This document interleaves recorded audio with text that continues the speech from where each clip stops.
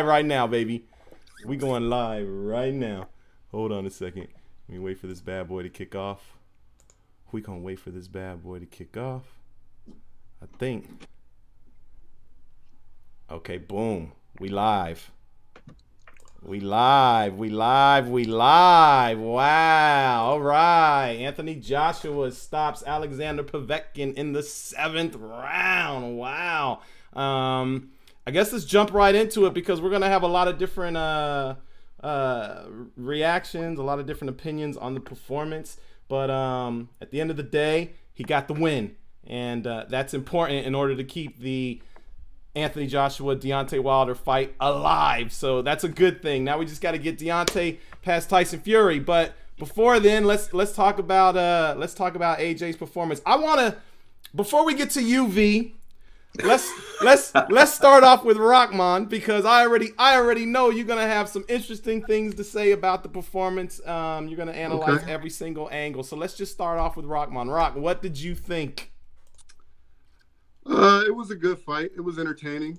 I like that you said he got the win, so the Wilder fight is still alive, but he actually got the knockout, so that that pumps people's interest. I didn't like the post-fight interview. I didn't like how he was kind of annoyed with the Wilder question. I mean, that's the elephant in the room. I think that the UK fans should get on his ass the way American fans get on fighters' ass in America, like Danny calling him a cherry picker and things like that, if he does not fight Wilder next. As far as the fight goes, I think that everybody knows he was kind of wobbled in that first round by, I think, a overhand right hook or overhand right. I'm not sure the punch, actually. I think it was an uppercut. I think it was an uppercut. I think it was an uppercut. Uppercut. I think he hit him with a little sneaky uppercut. Oh, no, it might have been a right hook. I can't remember. You're right. It might have been a right hook towards the end of the round or something like that, right? Right. Yeah, right. Yeah. And that was in the first round. The second round, I think that Joshua was kind of recovering. So that round could have gone either way. But after the second round, I think that Joshua pretty much controlled him behind the jab and moved around a lot. I see you laughing over there, V. I see V laughing too. I see V laughing too. I can't wait to get to him. Look. I think Wilder controlled the fight after the second round, man. And the first overhand right he threw, he knocked him out. I predicted that he would knock him out before the 6th. He didn't knock him out in the 6th, but he knocked him out in the 7th. So to make a long story short, Wilder should be next, no matter what. No matter what. But the performance, were you pleased with the performance? Was it the performance you were looking for? You know what? I don't like to criticize fighters' performance when they come out with a knockout mid-fight. You know what I mean? Like, can I drop the bullshit flag? Hold on. I'm sorry. Go ahead. He got caught with a good shot. He recovered, and he came back with the knockout. I mean, hey, I was more disappointed in the fact that he didn't get on the mic and say, Wilder, I want to fuck you up, or I want you next. But as far as his performance in the fight, I mean, he got wobbled in the first round. He came back and knocked the guy out. Wow. I mean, good. Wow. V, go ahead. I know you're licking your chops to jump in. Go ahead and let us know what you thought. I gotta warn Anthony Joshua fans, you might want to mute this right now if you're a huge Anthony Joshua fan, because my man V is gonna have some brutal honesty for Anthony Joshua's performance. But go ahead and lay it on him, V, and then I'll weigh in. Fellas, I'm all about the tough love. You know that, and like I say every episode, I'd rather be hated for being honest than loved for lying. It is what it is. But here's the deal, fellas. I'm gonna drop the good, the bad, and the ugly. Fair enough. The good for Anthony Joshua, the knockout was beautiful. Classic fashion. That's what we expect from him. He did it against a guy no one else has ever done it against, and I think that's great. So we're going to give him credit for that. That's the good. The bad is that he started slow, got caught early. I didn't think that was a good look for him, but it happens. It's fighting. That's just the way that it works. The ugly is that aside from the knockout, I didn't see anything spectacular from Anthony Joshua, and this is about the 3rd fight in a row. Every single time we you know, in each episode leading up to this fight, my biggest thing, and you fellas can remember this, my biggest thing has always been that this guy is known as a killer. We love the knockout. We love his past knockouts. Not that you're going to be able to do that to everybody, but we expect to see him come in with that killer instinct. To his own admission, by his own admission, his right hand has been missing. We haven't seen it, hasn't been as active, hasn't been as obvious. This fight, he got the KO. But fellas, honestly, when have we seen a killer like this go backwards? Last week, we watched Canelo do that to Golovkin. We were amazed. This week, we watched a heavyweight with speed, power, precision, every attribute you want, get backed up and touched in the face repeatedly by a much smaller guy. It happens, it's the sport, whatever, but I'm going to be very clear, fellas. I can't give him more than a 6 of 10 for that performance. I thought it was weak. I thought it could continue. Knockout aside, the knockout was beautiful, but I think it continued the trend. Don't he get a bonus credit? Don't he get a bonus credit for the knockout? I don't give bonuses. This ain't high school, dude. No. His bonus was a great job. I think he did great with the knockout, but honestly, fellas, I wasn't impressed. I wasn't, because I know that this guy's capable of a lot more. And for what we could have seen from him, I haven't seen the killer in this guy since he touched the deck with Klitschko. I have not. Ben, what you got? Me personally, I had him actually losing on the scorecard at the time of stoppage, 4-2. Wow. That was my cards. What do you have on that, Ben? Wow. Well, I'm not gonna argue with you for saying you had him losing, because I think you can definitely make a case that he was losing that fight. Povetkin was doing some very, very good work, sneaking in some hooks, right hook, left hook, uppercut, leaping in. The thing I did not like about the performance was I felt like AJ was fighting a little smaller than he needed to. Like, I felt like he kind of brought himself down to Povetkin's level, and that's not good. Not when you're a big dude that has the longer reach and can just stick the jab in his face, which is kind of what he was trying to do, I think. I think he was trying to keep him on the outside behind the jab. But if you're going to do that, why don't you use your height and fight taller instead of getting down so low? So I don't think that was good. And what I also think is very interesting is I don't know how well Anthony Joshua's inside game is. I felt like Povetkin was kind of having, when he did get on the inside, I felt like he was doing the better work on the inside. He was Ben. Yeah, what's up? Ben, let me, if I could quickly interject this. Remember, I was telling you guys in a preview yesterday that if Povetkin stood close enough to smother him where he didn't give room, he has no inside game. And what you're saying supported what I saw going into this. I don't think he has much of an inside game. I have a question. I have a question real quick before we continue. How can you have an inside game when you're almost like 6 inches taller than the guy? I can answer that question. I can answer that. Thank you. I can listen. That much taller than you. Let me stop you right there. You want to know how you have? Listen, there's not a heavyweight. I would say maybe Luis Ortiz. Other than Luis Ortiz, there's not a heavyweight that throws a better uppercut from close range than Joshua. He doesn't do it in close. If a guy is that much shorter than you and you throw and he's trying to smother you, the body's wide open. You go hook to the side, you go uppercut up the middle, you go to the body. He doesn't do that. And that's what's frustrating with me. This guy has so many opportunities with his skill, power, and precision. He doesn't do them. But Ben, you were getting to a good point. I want you to finish what you're saying. I didn't mean to cut you off. I had to ask you that, though. Go ahead. Yeah, well, no, I mean, look, I'm not going to necessarily say that he has no inside game. I'm just kind of wondering, where is it at? Like, there were moments when he was on the inside that, like I said, I felt like Povetkin was just kind of getting the better of him, especially with those hooks and that uppercut. But having said that, I do give Anthony Joshua credit. First of all, his nose got cracked in the first round, was bleeding all over the face, or all over the place. So, that definitely sucks when you're in the middle of a fight, or actually in the beginning of a fight, and that happens, and then you got to suck it up.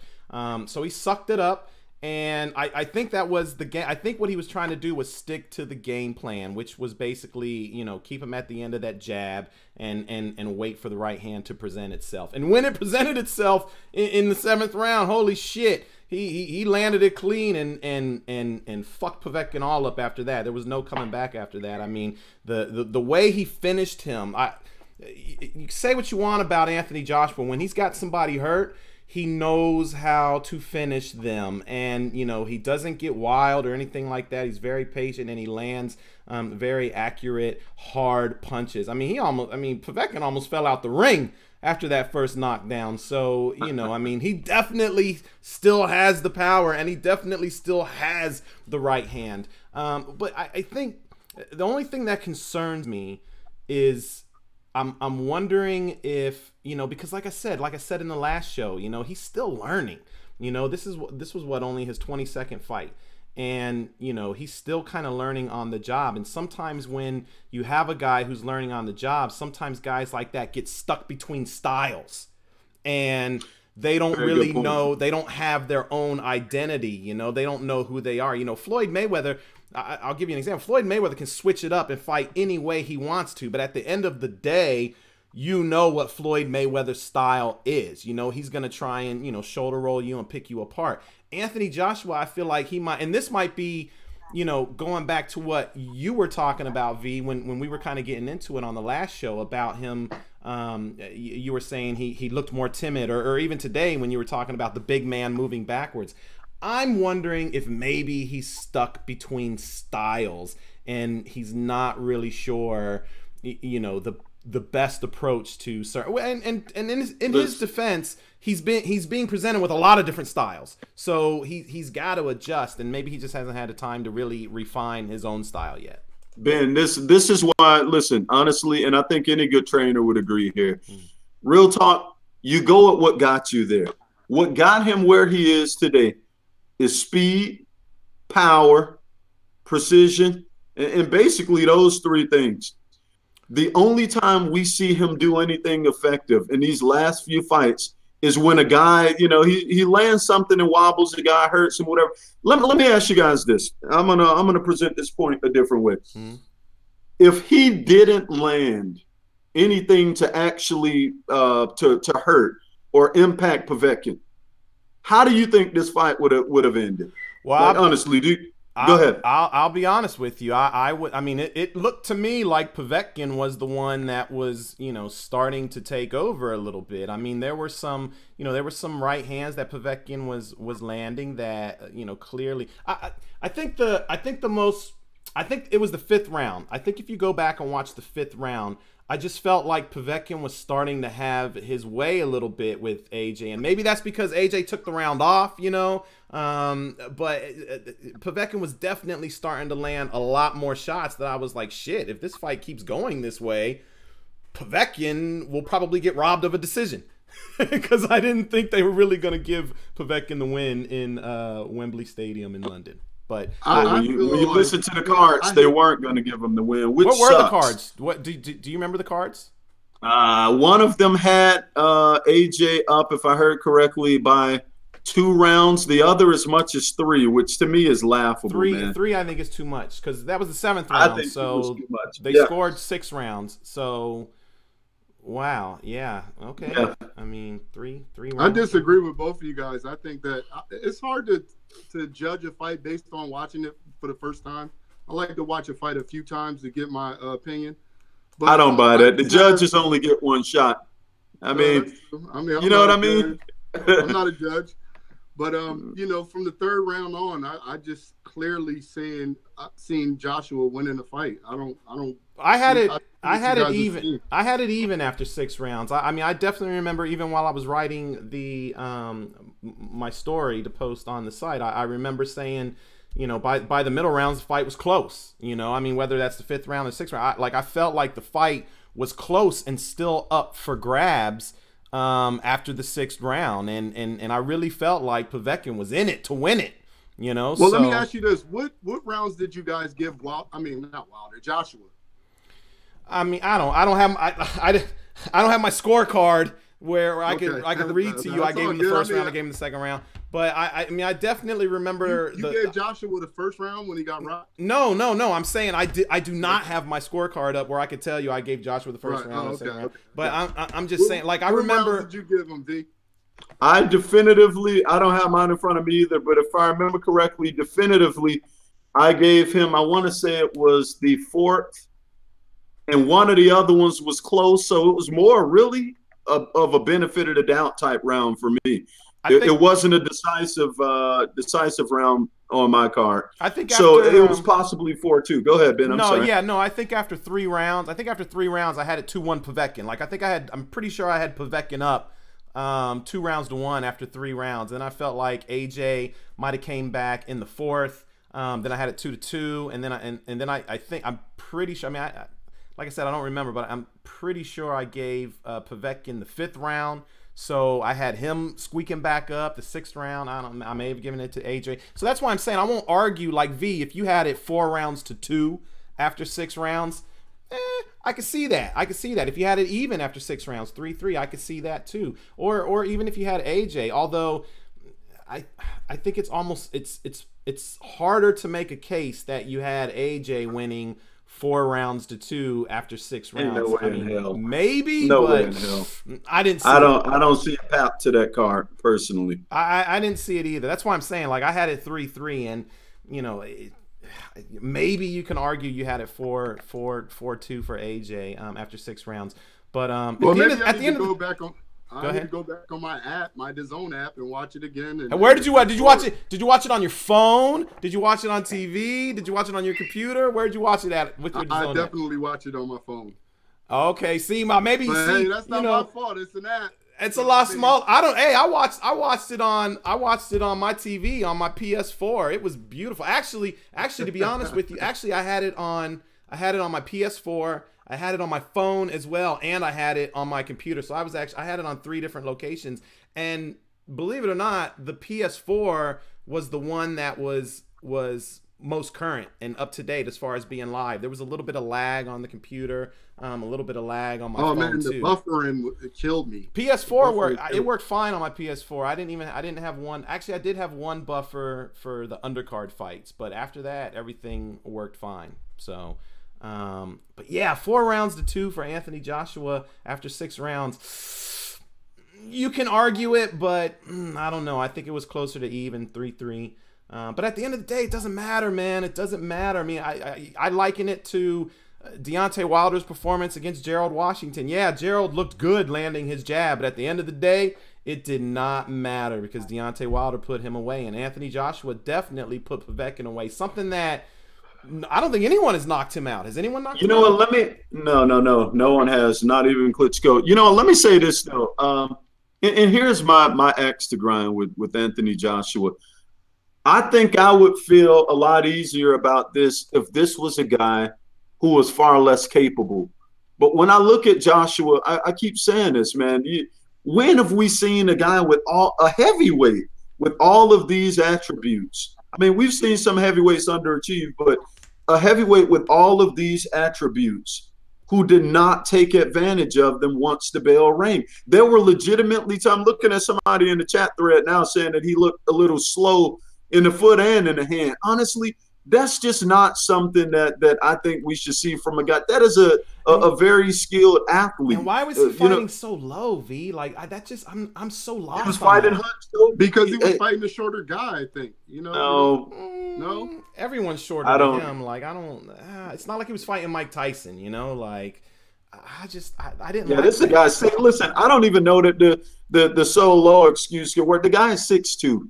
6'2" versus 6'6", that ain't a whole hell of a lot of difference. Whoa, hold on, V. I gotta correct someone. First of all, no one's comparing Povetkin to Gerald Washington. That's not what we're doing here. What I'm talking about is the what I'm saying is that Gerald Washington was looking good against Deontay Wilder until Wilder knocked him out. Same way, Povetkin was looking good against Anthony Joshua until Anthony Joshua knocked him out. We're not comparing the two guys. I absolutely believe that Alexander Povetkin is a better fighter than Gerald Washington and a much more dangerous fighter. I don't want to discredit Alexander Povetkin, bro. Like you know, a lot of people were writing him off You know, like, oh, he's a bum. He's going to get knocked out. And I mean, which he did get knocked out. But Alexander Povetkin is not a bum. Like, he's a legit threat. He could beat a lot of guys out there. I mean, I don't know who you would favor in a Ortiz Povetkin fight, but that's a fight he could win. Like Ortiz all day. There's got I don't know about all day. All day? Yeah. Every all single day. hour? I like Ortiz. I like Ortiz. Look, let me tell you something. You know what? And actually, I'm glad we're talking about Ortiz, because you know what?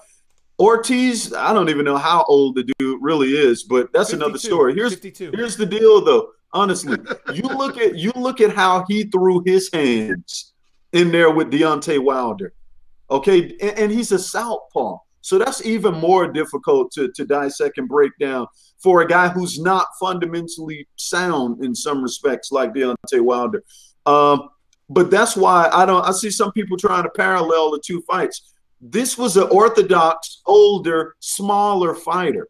Ortiz was an unorthodox southpaw, bigger, fast fighter who throws combinations, etc., from a southpaw angle. So some of you guys, I'm looking at the comments trying to actually parallel this performance to that.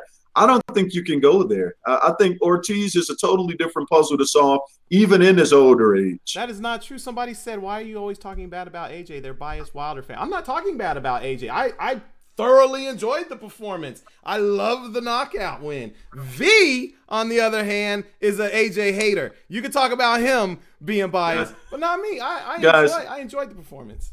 Guys, it has nothing to do with hating anybody, guys. That's kid play. The bottom line is this: as great as that guy, as great as his attributes is, I would like to see more out of him. The knockout was beautiful, but I invite anybody watching, listening, whatever, to tell me right now, when you look at the performance, knockout aside, name 3 things to me that he did that was impressive, please. We talk about how Wilder, we know that Wilder is literally Wilder. He fought through an injury. He fought through an injury. Okay, what else you got? Listen, the bottom line, I don't expect fundamentals and certain skill from Wilder. Wilder is not the same skill level as Anthony Joshua. I think Anthony Joshua is a more skilled guy. That's why I give him a harder curve when I grade him. I wouldn't expect a certain performance out of Wilder. I do expect a certain performance out of him. It's tough love. I love the guy like you guys, but I was not impressed with the performance. His feints were on point. That's two Come things. On. That's two All right, things. bro. You reaching. Hey, but Ben, I want to get back to your statement on who beats Povetkin. I got Wilder, White, Ortiz, and Fury beating Povetkin right now. I don't know why he's ranked so high. Because he's a good fighter. Like, I mean, White. Do you have him ranked over those 4 that I mentioned and Joshua? I got him at least 6. At least 6. Okay, but is that bad to be? I mean, no, it's not bad. I mean, do you get what I'm saying? And I get what you're saying, that you pick those guys to beat him. All I'm saying is it's not automatic. It's not automatic that all those guys get in the ring and automatically get a win. I mean, Dillian Whyte almost got stopped by Joseph Parker. He survived. You know, don't get me wrong. He put Parker down. He won the fight, but he also almost got stopped by Joseph Parker. It's heavyweight boxing. Like, that's why we watch it, because any one punch can change a fight, as we saw in this fight. All it took was one right hand from Anthony Joshua. Bam! And that was it. That was it. I mean, you know, credit to Povetkin for getting up. Fellas, I want to say something right quick. How good can he be? That's one right hand. But it took. No, I feel you on, fellas. I want to kind of segue into something. I'm looking at some of the commentary as the chat thread fills up or whatever. Guys, I need to say this. I think fans need to stop being whiners. Like, real talk. We got people out there saying, "Oh, these guys hate Joshua." This and that. Let's keep it real. Coming into this fight. As a matter of fact, let's take it to the interview, post-fight interview and pre-fight interview. The pre-fight interview, he was being interviewed by British, you know, the base over there, the network over there. The bottom line, they asked him, do you feel a need to impress based on your last few performances? He made it very clear. Absolutely. I didn't look as good. In a post-fight interview, he stated that basically his right hand has been lost. He hasn't been able to land it, yada, yada. If these guys are asking him that, they saw what I saw. doesn't make anybody a hater. That's real talk, fellas. Don't stop with the whining. Like, real talk. I love AJ like you guys, but I'm grading him on a stiffer curve because this is a guy with talent who can do a lot more than we see. I did the same thing to Danny Garcia. I did the same thing to Keith Thurman, and I'll do the same thing to Joshua, fellas. He's not exempt. It is what it is. Just to clarify, though, I don't want to confuse the fans that are in the chat or the fans that are watching. V is a Keith Thurman hater, V is a Danny Garcia hater, and V is an AJ hater. So yes, he's absolutely hating. No, I'm just messing. I'm just joking. I grade these guys all on the same curve, man. It's look, when you have that type of power, we expect you to get a knockout at some point. But what happens when you meet the guy with the chin to outlast you and the intelligence to outwork you? I just like I had that question about the other guys, I have that question about Joshua. I expect a lot more, man. The guy is talented. He is. Listen, I actually, when I watch AJ fight, I don't expect to see him go in there and put on a Floyd Mayweather performance or put on a Mike Tyson performance. I expect to see him put on an Anthony Joshua performance. And like I said, yeah, go ahead. Now, would you not say that he has the skill set and the size to be far more, I won't say skilled, but when we talk skills, would you say Mike Tyson was more skilled than Anthony Joshua? Yes. Maybe, yeah. I mean, it's debatable. It's debatable, but yeah, maybe. Pre-Robin Givens, Mike Tyson. Pre-Robin Givens, Mike Tyson. I definitely think he had more ring IQ than Anthony Joshua. I do believe that, but because of his size, way more head movement, way more combinations, right, better footwork, right, exactly. Like I said, I expect to see Anthony Joshua put on an Anthony Joshua type performance, and what I've grown accustomed to seeing out of Anthony Joshua is someone who is going to go in and try and be calculated, and I say try. Like I don't like I said, I don't expect him to be Floyd Mayweather. I don't expect him to put on chess matches like that, but I do expect him to be calculated. And then when he has an opportunity to, land something flush and get his guy wobbled, take him out. Like that's what I expect out of Anthony Joshua. So when I watch him fight, I expect to see him possibly get rocked. I expect to see him to go through some adversity and then somehow find a way to flip it, land a good shot, knock the guy out. And that's what he did. I mean, he didn't do that against Joseph Parker, and he kind of got away from it a little bit against Carlos Takam, just again, I think it's because of the late notice. But he's back to that now. Like, I feel like his performance against Povetkin was very similar to other performances against Dylan White and some other guys. It's just Povetkin is a higher caliber opponent. He's a higher class opponent than some of the guys that Anthony Joshua fought early on. So because of that, he's going to be confusing. He's going to present some problems. And I think what Povetkin did to Anthony Joshua tonight would probably would give other guys problems doing that same type of thing, including Deontay Wilder. The only difference is that I think Deontay Wilder would have caught him with the right hand sooner in the fight. He probably would have caught him in the third round or the fourth round and put him out. That's wrong. I mean, I don't know. So what you Wilder think? Will jab Povetkin's head off and keep his reach, his height. He's not doing But he don't always do that, though. The Wilder does not always go into fights and just jab, jab, jab, jab, jab. He don't do that. He didn't do that against Gerald Washington. He does it against some guys, and then other guys, sometimes he forgets to use his jab. So let me ask you guys a question. Listening to what you're saying, when we look at both guys and where they are right now, Wilder and Joshua? Yes, Wilder and Joshua. Where do you guys put them on the learning curve right now? Because I hear things and I'm listening to you guys and honestly, I'm not even sure they're in the same place. When Joshua doesn't look good, we say, well, he only has right now he's up to 84 rounds. Okay, I get that. I think Joshua is still a better skilled fighter. I do too. Than Deontay Wilder, who has far more rounds. I do too. I think people underestimate Wilder's skills. Sorry to cut you off, man. No, it's okay. No. I don't listen. I'm not underestimating Deontay Wilder's skills. He does have skills. But I think Anthony Joshua on the learning curve side of things, when it comes to ring IQ, setting things up, I feel like, yes, he has learned more than Deontay Wilder. But the only reason why, I think, in my opinion, is because Deontay Wilder has fallen in love with this. And I feel like he knows no matter what happens, I'm gonna land this baby on somebody and they go on night-night. And sometimes when guys fall in love with their power, they stop learning. They don't learn as much as they used to. You know what I'm saying? But can we listen? But can we not apply that to Joshua? Because I feel in a sense like that's where we are with him. Like what I'm citing as things that I'm not crazy about with him. You mean he's not learning anymore? Like that's what you mean? I think we're seeing a potential ceiling in his evolution. You would expect to see a little more. The same, put it this way, the same things I see that are critical errors for me with him now, I was saying 3-4 fights ago. The Klitschko fight, I don't give a damn what anyone says. You can't take anything away from him. He got off the deck. He showed a lot. He was tough. He showed his dog. Somebody called us Wilder hype. My bad. Okay, listen, I have not seen that in him since that fight.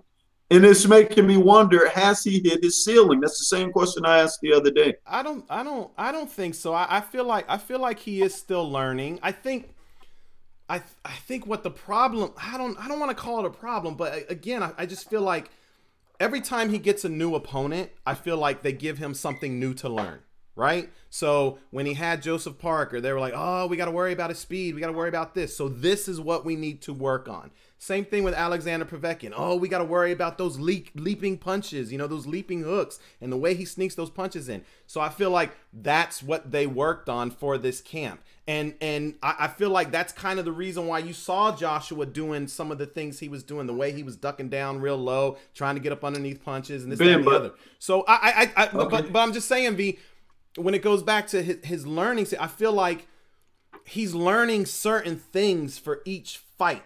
And he has yet to put it all together is what I'm saying. I feel like for each fight, you see something that he learned and worked on, and he's focused on that throughout the fight. But we haven't seen him be able to put it all together and mix it up and create this one complete style for himself. That's why I was saying I feel like he's between styles. But here's the thing though, Ben. I'm gonna throw two things out there. For starters, we don't give Deontay Wilder that. He's been, you know, a wild fighter that lands when he lands. Oh no, I've never said that. And we've left it at that. No, I'm not. No, let me be clear. I'm not saying you personally. So yeah, no, exactly. I'm speaking in general terms. But here's what I was getting at earlier relative to the evolution of him. When we go to first grade, we learn whatever the hell we learned in first grade. You take that to second grade. Last year, they taught you addition, subtraction. This year, you learn the multiplication, division. Next year, you learn an algebra. You put it all together, you advance. How far you advance is dependent upon what you retain from that last assignment, whatever. That's what I'm getting at. And you know, we could actually say something similar about Wilder, but in a sense, I don't know that we can, because I've seen Wilder do something and bring that back with a new wrinkle in addition to that. In the Ortiz fight, I think we saw that. The jab he threw was sick. He also has some other combinations and things that he tried. I'm not seeing that evolution in Joshua, and I think Joshua is a far more skilled fighter. That's what my disappointment is, in a sense. Aside from the KO, I'm going back to my same question. Aside from the KO, I can't think of three things he did in that fight that I could definitively say, yo, I like that. I love it. I gave you two. Fought through adversity. You struggled for the second one and you couldn't come up with a third one. I didn't struggle. You just changed the subject. That's all. And I'm gonna let the fans come up with the third one. Who is this? Jamie M. Wilder, 40 fights, only one top fighter in Ortiz. AJ, 22 fights. What did he say? Hold on, I lost it. AJ, 22 fights.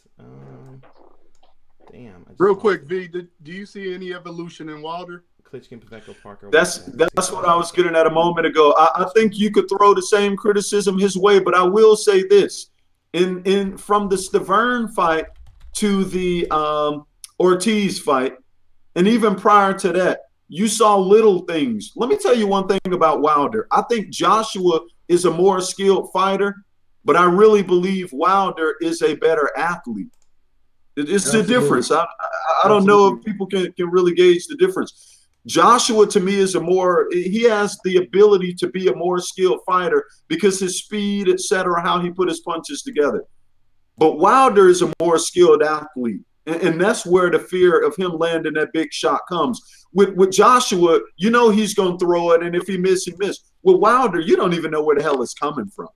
You know, it's a totally different puzzle. So they're on different curves in my mind. But I grade Joshua a little bit harder because he's more conventional, he's more orthodox, and I just think he's a better skills fighter. Yeah, I don't know if it's too early for this question, but did we lose Rock? Wait, what'd you say, Rock? We didn't hear you. I think we just lost him. Yeah, he'll come back. I just wanted sorry, to... I'm back. Oh, okay. Well, your voice is back. Joshua that we seen today, does that Joshua beat Wilder? Well, let me see Wilder in December. I mean, it's possible. It's definitely possible. I don't know. Listen, let me say this. I mean, again, we're dealing with a guy 6'2", 70, what was it, 75-inch reach, I believe, who was much smaller, who was still able to touch him to the face with the jab. That's really telling to me because with Deontay Wilder, that jab's coming damn near from the other side of the ring. Like and he's good with it. He's very good with it. You know, so I don't know how I don't know how Joshua would have found a way to penetrate that type of jab if he's throwing it the way that we've seen him throwing it. I don't know. I think it's a 50-50 fight, but honestly, I don't know. Because the Joshua that I saw today, I don't know if he would have had a chance to get close enough to throw what landed on a much smaller fighter with a 7-inch reach disadvantage. Yeah, but I mean, styles make fights, though. I'm not ready to say, oh, did you see the way Povetkin touched him up? Wilder will fuck him up. It's all about styles. Those are two big men. It's hard to say that. They'll both be firing their jab. They'll both be doing different things in there.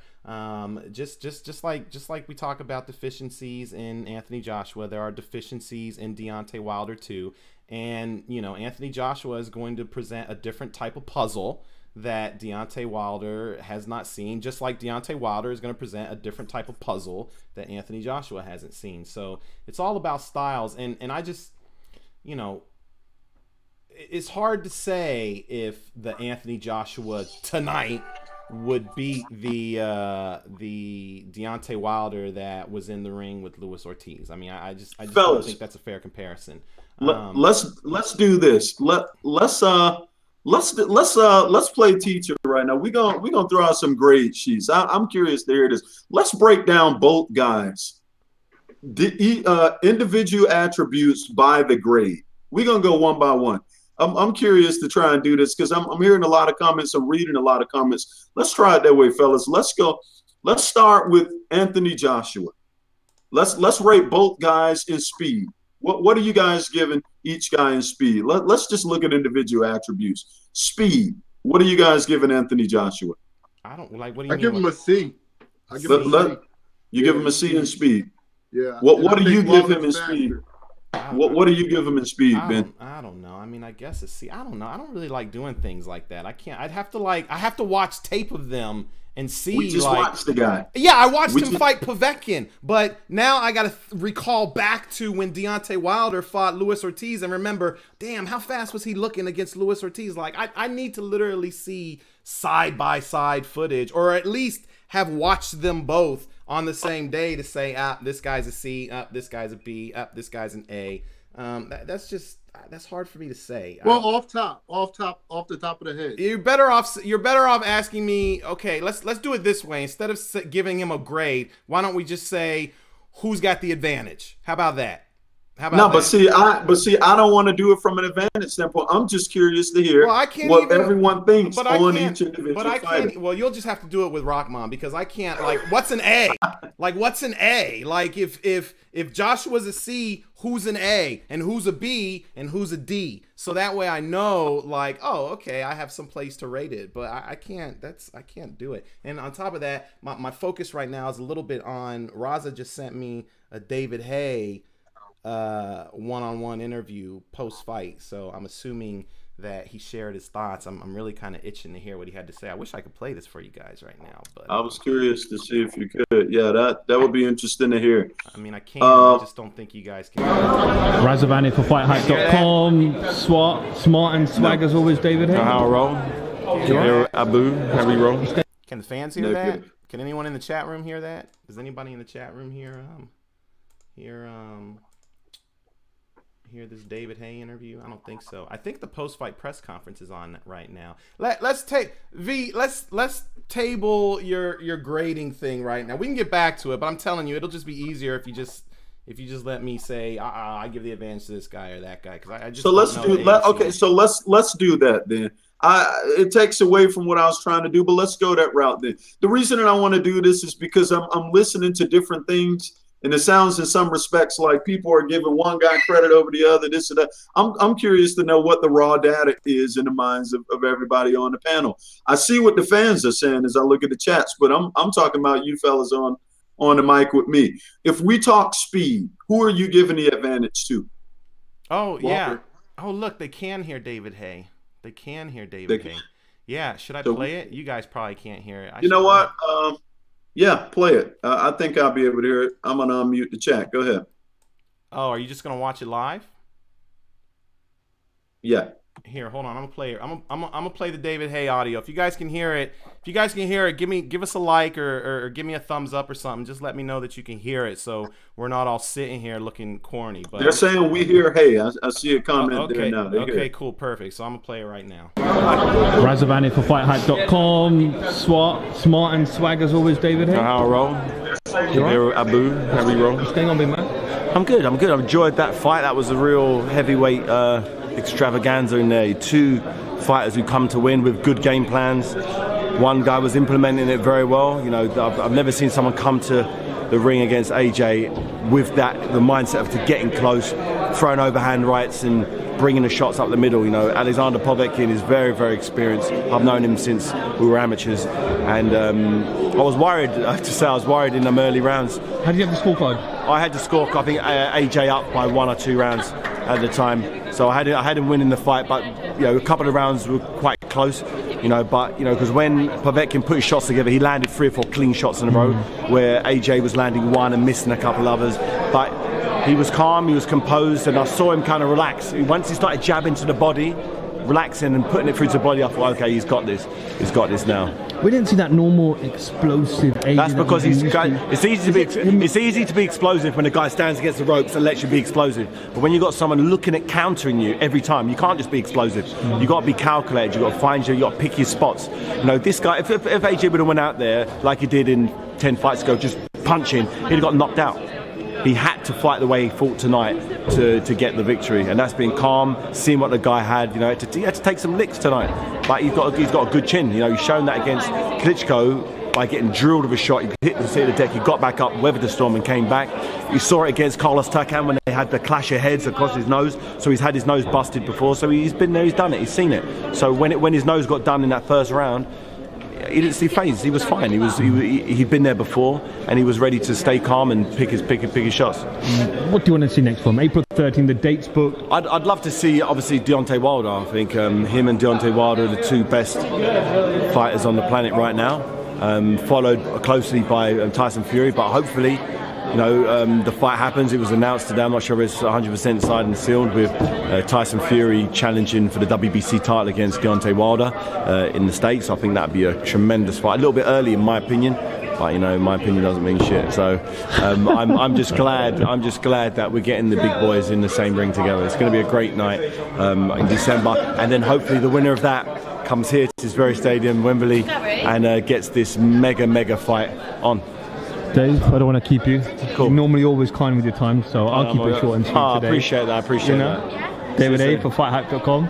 Thank you very much. Well, there you have it. There you have it. It sounded like David Haye was somewhat impressed by the performance. I wish you guys could see. I mean, I'll upload the video in a minute, but there was a nice looking female standing behind David Haye. I'm not sure who she was, but yeah, it sounded to me like David Haye was impressed by the performance. You guys have any comments on what David had to say? I agree with what he said. He was jabbing him to the body. He had to be calm. You know, if he would have ran in there and fight like V wants him to fight, no, I'm just teasing you. But if he would have ran in there and fought him like like he said 10 fights ago, he would have got knocked out. And I think he did. He fought the right fight and he got the knockout. Fair enough. V, what did you think? Like, what did you think about David Haye's opinion of the fight? I thought for the most part, some of what he said was spot on. I think that it was shaky early rounds. I don't agree with the cards. I had Povetkin easily up for it too. Oh, yeah, he said he had what, Joshua up by 1? Yeah, by 1, maybe 2. But he did say those were very close rounds. But I do agree with his logic that when you're dealing with a fighter who's good at countering and so forth, it's easier to get touched. But I just think I will leave it at that. I'm just gonna keep it there. I think he was on for the most part when it comes to that end of his analysis. Yeah, no, I mean I agree. I think that yeah, I mean I think he was kind of spot on. But I want to get to the second part. I want to get to the second half of what he was saying. Obviously, he wants to see Deontay Wilder next. I think that's what we all want to see next. Did you guys get a chance to hear Anthony? I know, Rahman, you heard it because you're already critical of it, but did you get a chance to hear AJ's post-fight interview in the ring when he was asked like 10 different times who's going to be in April? Did you hear it, V? I did, and yeah. Go ahead and share your hate. What didn't you like? Man, honestly, I don't know. I don't know where to go with that. Listen, it plays right back into the whole philosophy, whatever you want to call it, that I've been saying from day one. When you have a guy like that is a killer, and you see any level of timidness, if that's even a word, if you see any level of that, you kind of see him differently.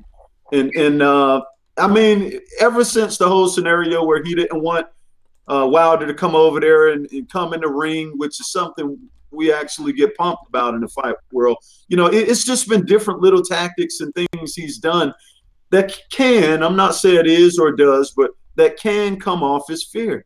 And I don't understand I don't understand his approach when it comes to Deontay Wilder. He never directly says, that's who I want, bring him to me, yada, yada. Even when you give him a pointed question that he can escape, he finds a way to wiggle out of it. Is that a true, like, you guys, can we co-sign on that assessment? I don't think that's a stretch. I think you're absolutely right.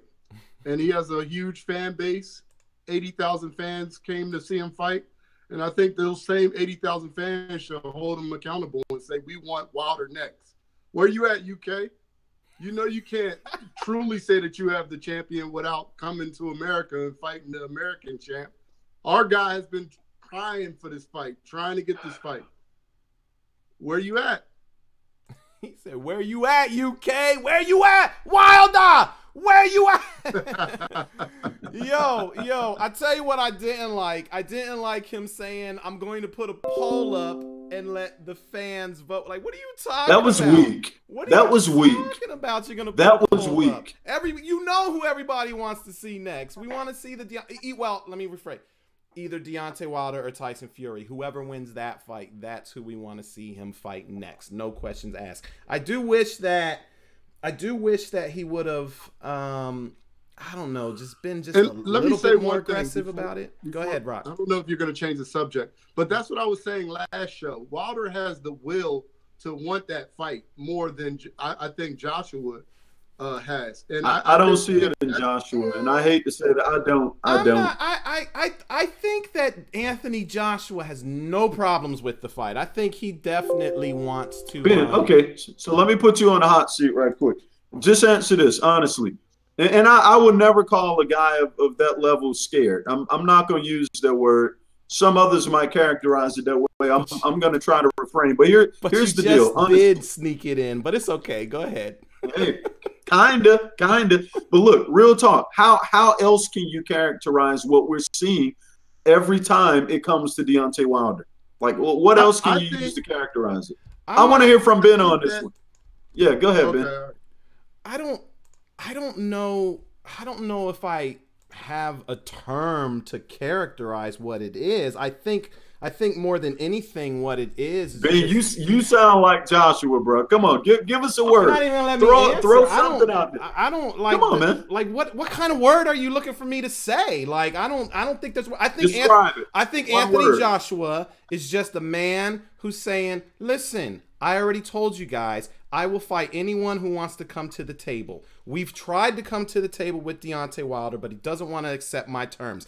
I'm the money man over here. I think Anthony Joshua is got a little ego, got a little arrogance, as he should, because he's doing big numbers in the UK. He's making crazy money over there. And I think Anthony Joshua looks at, I'm putting myself in Anthony Joshua's shoes. I'm not saying this is how I look at him. I'm not saying this is how fans look at Deontay Wilder. I'm saying this is probably how Anthony Joshua looks at Deontay Wilder. I think he looks at him just like he looks at Povetkin and Joseph Parker and all these other guys that he's fought. He's thinking to himself, I'm the one giving this man the payday. Like, I'm the draw over here. I'm the top dog. And I think he has a little bit of a Mayweather attitude, a little bit of a Oscar de la Hoya attitude, a little bit of a, a pay-per-view superstar type of attitude where they say, you can take what I'm going to give you or leave it. And that's kind of the same way that Floyd Mayweather was. Floyd Mayweather wasn't negotiating with Victor Ortiz or Robert Guerrero about percentages and this, that, and the other. Floyd Mayweather was like, here you go, Victor Ortiz, $2 million. Boom. I'm going to take 30-some million. Here's your 2. Here you go, Robert Guerrero, $2 million. Boom. I think that's how Anthony Joshua is looking at Deontay, and that's why I think he's when you get these questions about who's next, I think that's why he's like, well, listen, I'll fight anyone. Wilder, I want Wilder, but you see, we tried to negotiate. So look, let me ask this, and it's no disputing who the A side is in the negotiation, but after a performance, after what we've seen the last few months, let's say Wilder goes out there and does actually stop Povetkin. Or I'm sorry, not Povetkin, but Fury. Let's say Wilder goes out in December and stops Fury. It's not. What do you think? What's up? It's not about his performance. I mean, don't get me wrong. His performance is directly correlated to how many what is it you say, V? Cheeks and seats? Cheeks and seats, right? Cheeks in the seats. I'm going to tell you what's more important for Deontay Wilder. It's not about his performance against Tyson Fury. It's his pay-per-view numbers. That's what's more important for him as far as having leverage with Anthony Joshua. If they can do between 300 and 500,000 pay-per-view buys fighting Tyson Fury, then they can go to the negotiating table and say, yeah, AJ, yeah, you see, I'm drawing numbers in the U.S. So if you want to come take some of this U.S. money, then we need to change. I'm not, fuck this 15% or 15 million, blah, blah, blah. I'm going to take this percent. You can have that percent. Like, I think that is what's more important for Deontay Wilder, is being able to say, I put cheeks in seats too. Because right now, they don't really have an argument other than what they do in Barclays, which is gate. And gate, to guys like Eddie Hearn and even Al Heyman and promote the people that are on the business end of it, gate is such a small portion of the money they make. What they really care about is those pay-per-view numbers. So, and I think that's what Eddie Hearn's whole argument has been throughout this time, is basically saying, listen, I know you guys in the US think that the Joshua Wilder fight is big. I understand that. But what I'm saying as Eddie Hearn is, we do the same amount of pay-per-view buys for Deontay Wilder as we do for Joseph Parker. I'm not saying that's the case right now. I'm just saying when they first started negotiating, I think that's the attitude they had with it. I think they basically said, Deontay Wilder he's not even a big draw in the US. So really, if he comes over here, we'll do 1 point however many million buys the same way we did 1 point however many million buys with Parker and Klitschko and all these other guys. Like, I just don't think that prior to recently, I don't think that they viewed Deontay Wilder in that equal, status level, so to speak. So that's why I think that Tyson Fury fight, it is very, very important, the pay-per-view, how that performs. It is very important. If I were Al Heyman, I would stack the card. I would have Gervonta Davis on it. I would have somehow, some way, obviously, if Gervonta Davis is on it, Floyd Mayweather has got to speak on the card. So hopefully you have Floyd Mayweather speaking on the card and on the fight. I would do whatever I can to try and make this pay-per-view as big as possible. It's not going to do 1 million. And I don't even think it does 700, 800,000. But if you can get it up to the 500,000 mark, that is good. And that gives you solid footing to go to AJ and Eddie Hearn and demand 40% or 45% or even 50. I mean, you could demand the 50%, but you're not going to get it. You're just not going to get it. So, no, I don't know. Be honest, I don't know that he should. I don't think it's a 50-50 fight. I think that clearly AJ is the A side in that fight. But that said, I don't think the 6 degrees of separation are as wide as we hear some people say either. 55-45, 60-40. I think those are very valid possibilities, particularly if he goes out and does well against Tyson Fury. If he does anywhere near 500,000 in buys in the buy rate, I think that's going to be a huge statement, because honestly, I don't know at this stage that he's going to do that. So yeah, I agree.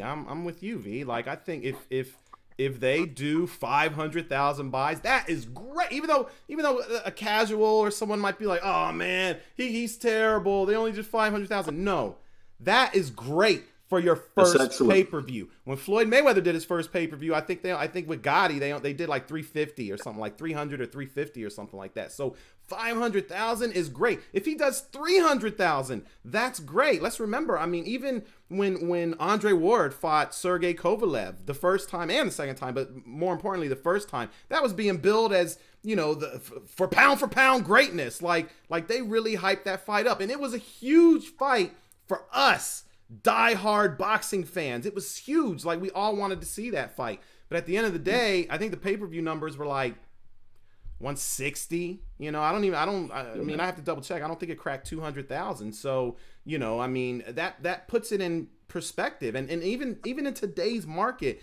UFC pay-per-views outside of Conor McGregor, they struggle to make it to 300,000. So, you know, if they can do between 300 and 500,000, that is good. Very, very, very good for them. Yeah, I agree totally. Yeah, but I'm not sure how we got on that, because I think you were asking me to describe Anthony Joshua's whatever you called it. I forget what you called it. But yeah. I forget where we left off. Yeah, that's neither here nor there. But no, going back to the post fight. I was a little, I don't want to say disappointed. I wanted more. I wanted him to get in the camera like Dylan White, like Wilder. Y'all now. I wanted something, just something to like really kind of hype that up. But I feel like he probably did not do that because he does not want to give Deontay Wilder any shine. Like, he doesn't want to give Deontay or Tyson Fury any shine. This is his moment.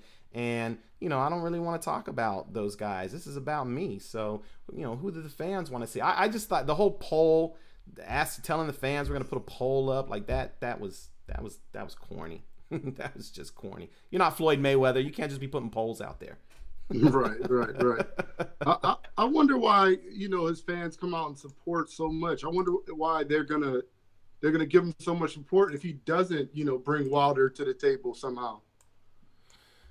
That's a good question. Listen, I mean, do you guys in the UK really? I mean, you can comment in the chat room, but do you guys in the UK really want to see a Dylan White rematch? Yes, they probably will. They probably will want to see a Dylan White rematch. That's a big regional fight, believe it or not. It is. It is. Like, it really is. Like, yeah, I mean, I guess I don't know. It's hard. It's just different in different countries. Like, we don't have that kind of love here in America. Like, America is not like, you know, oh, this is our heavyweight champion, and like, we're not really like that. I don't know if it's just because of, you know, the way that America was founded, the just back in the day, the whole racial divide and stuff like that. I'm not sure why, you know, the United States doesn't get behind its athletes the same way that other countries do. But yeah, Well, hands down. actually, I can answer that one. I just think, tell, I mean, when, yeah, no, well, I mean, it is what it is. You look in America, you got so many different sports, and when you look at basketball, football, yada yada, the level of endorsements, etc., the money's on the guys in the other sports. You know, Deontay Wilder doesn't have a Nike contract or Under Armour. Joshua does. You know, in a country like the UK, over in that region, the endorsements and so forth are. I mean, think about the Klitschko brothers with the Hugo Boss scenario. I mean, it's just a different level with the endorsements, and that's where a lot of the support comes for them. Well, that I think that's where a lot of the attention. I think that's where a lot of the. I think that's how you become, or that's why he's a bigger star over there than Deontay Wilder is over here. But I still don't know if that explains why we don't back our fighters the same way that. Like, I'll give you an example. If Deontay Wilder and Anthony Joshua fight, probably 90 to 95% of the UK are going to be rooting for Anthony Joshua because they back their countrymen like that. Here in the United States, it might be 50-50. You might have 50% back in Deontay and the other 50% back in the other brother from the other country, just because, you know, oh, we like the way he looks better. Like that's how America is. America is funny like that. Same thing. It's the same way when like when Floyd fought Manny Pacquiao. You know, I mean, look how many people, and I'm talking like American people. I'm talking like not just you know your average boxing fan. I'm talking about celebrities and you know Hollywood. Look how many people were picking Pacquiao to win. Listen, let me say this. We don't.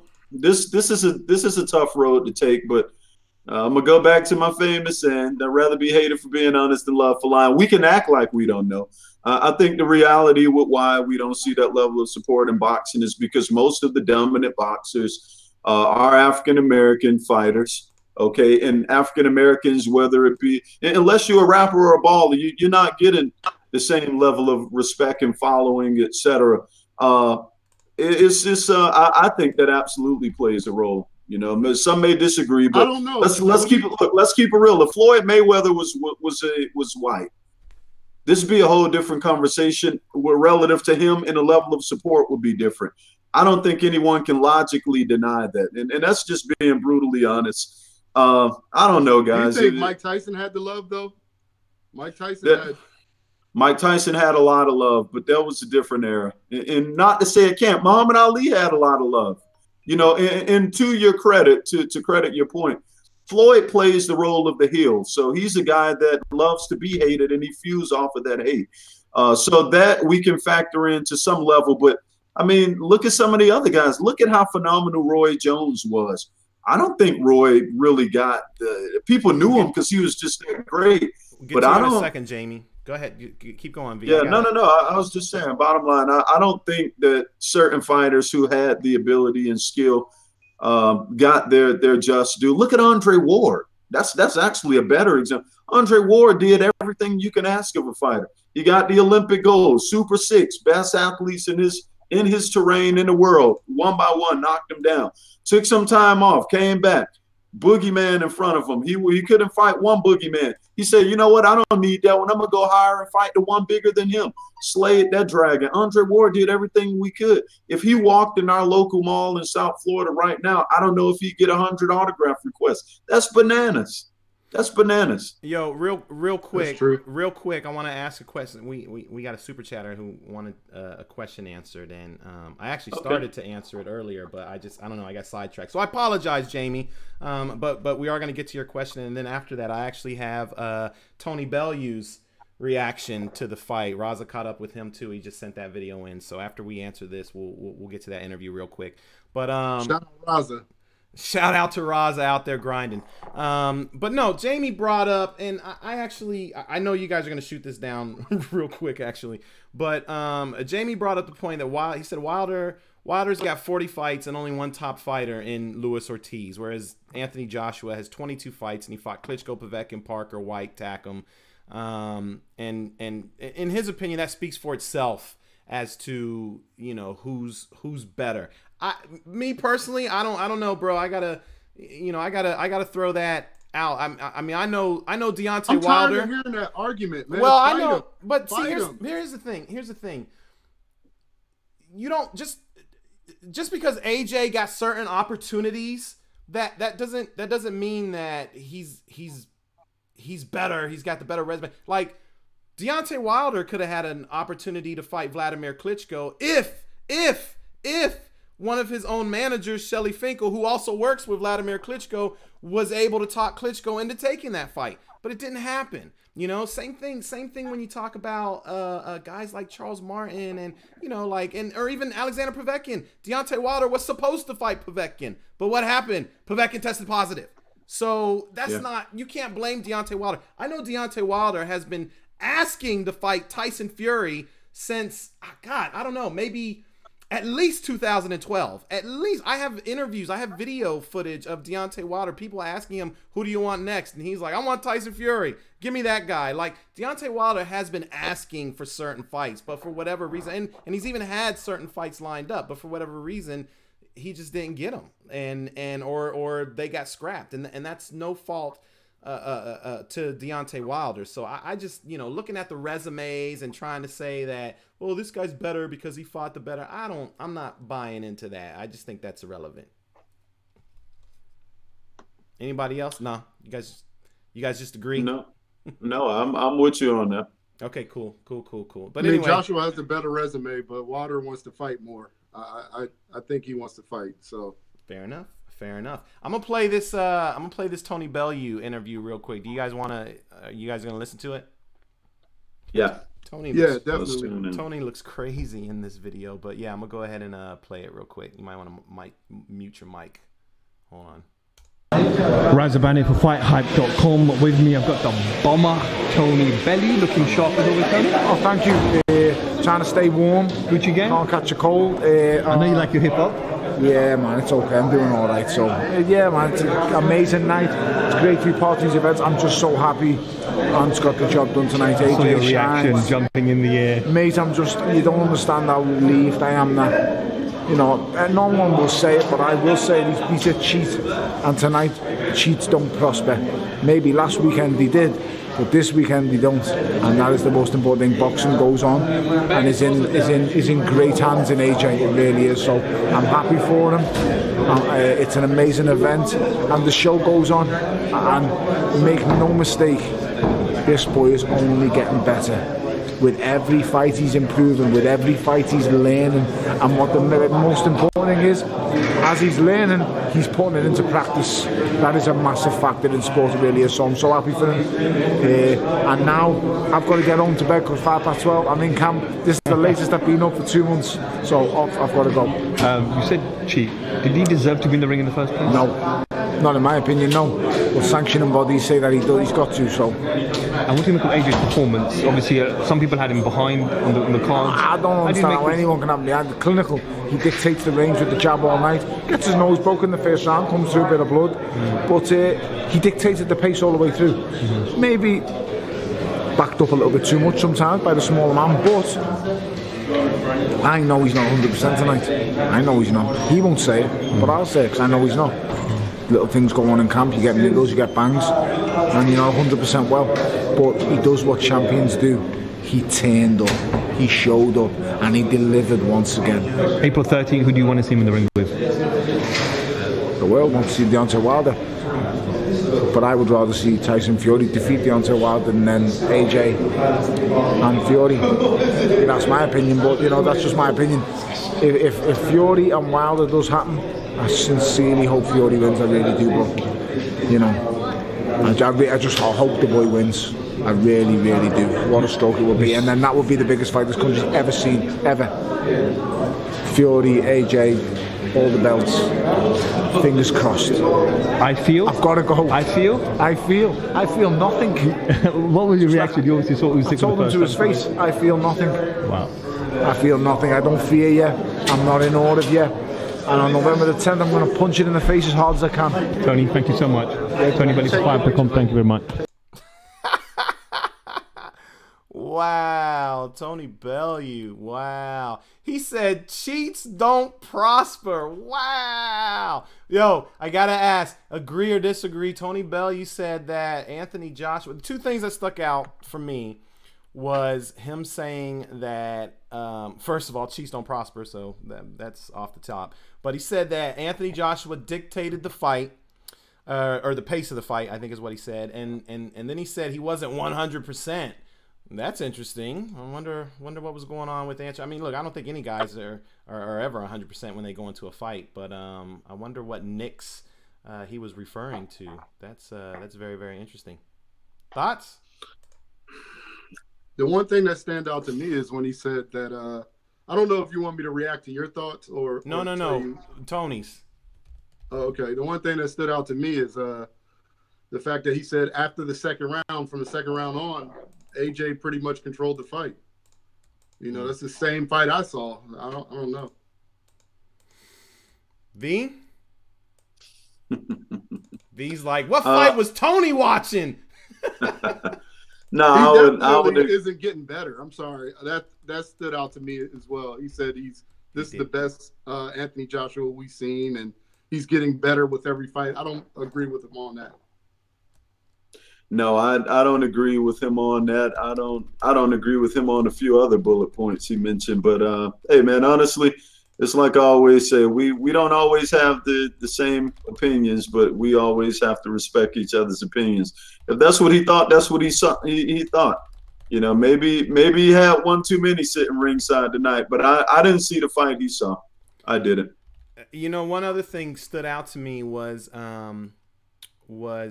his preference to see Tyson Fury. Yes. Like I'm not that I was surprised by that, but I'm just curious. Do you feel like that's the sentiment throughout the entire UK? Do you think that, and guys, if you're from the UK in the chat room, please chime in and let us know. But do you think UK fans prefer for Tyson Fury to beat Deontay Wilder and fight AJ as opposed to Wilder fighting him? That's very interesting.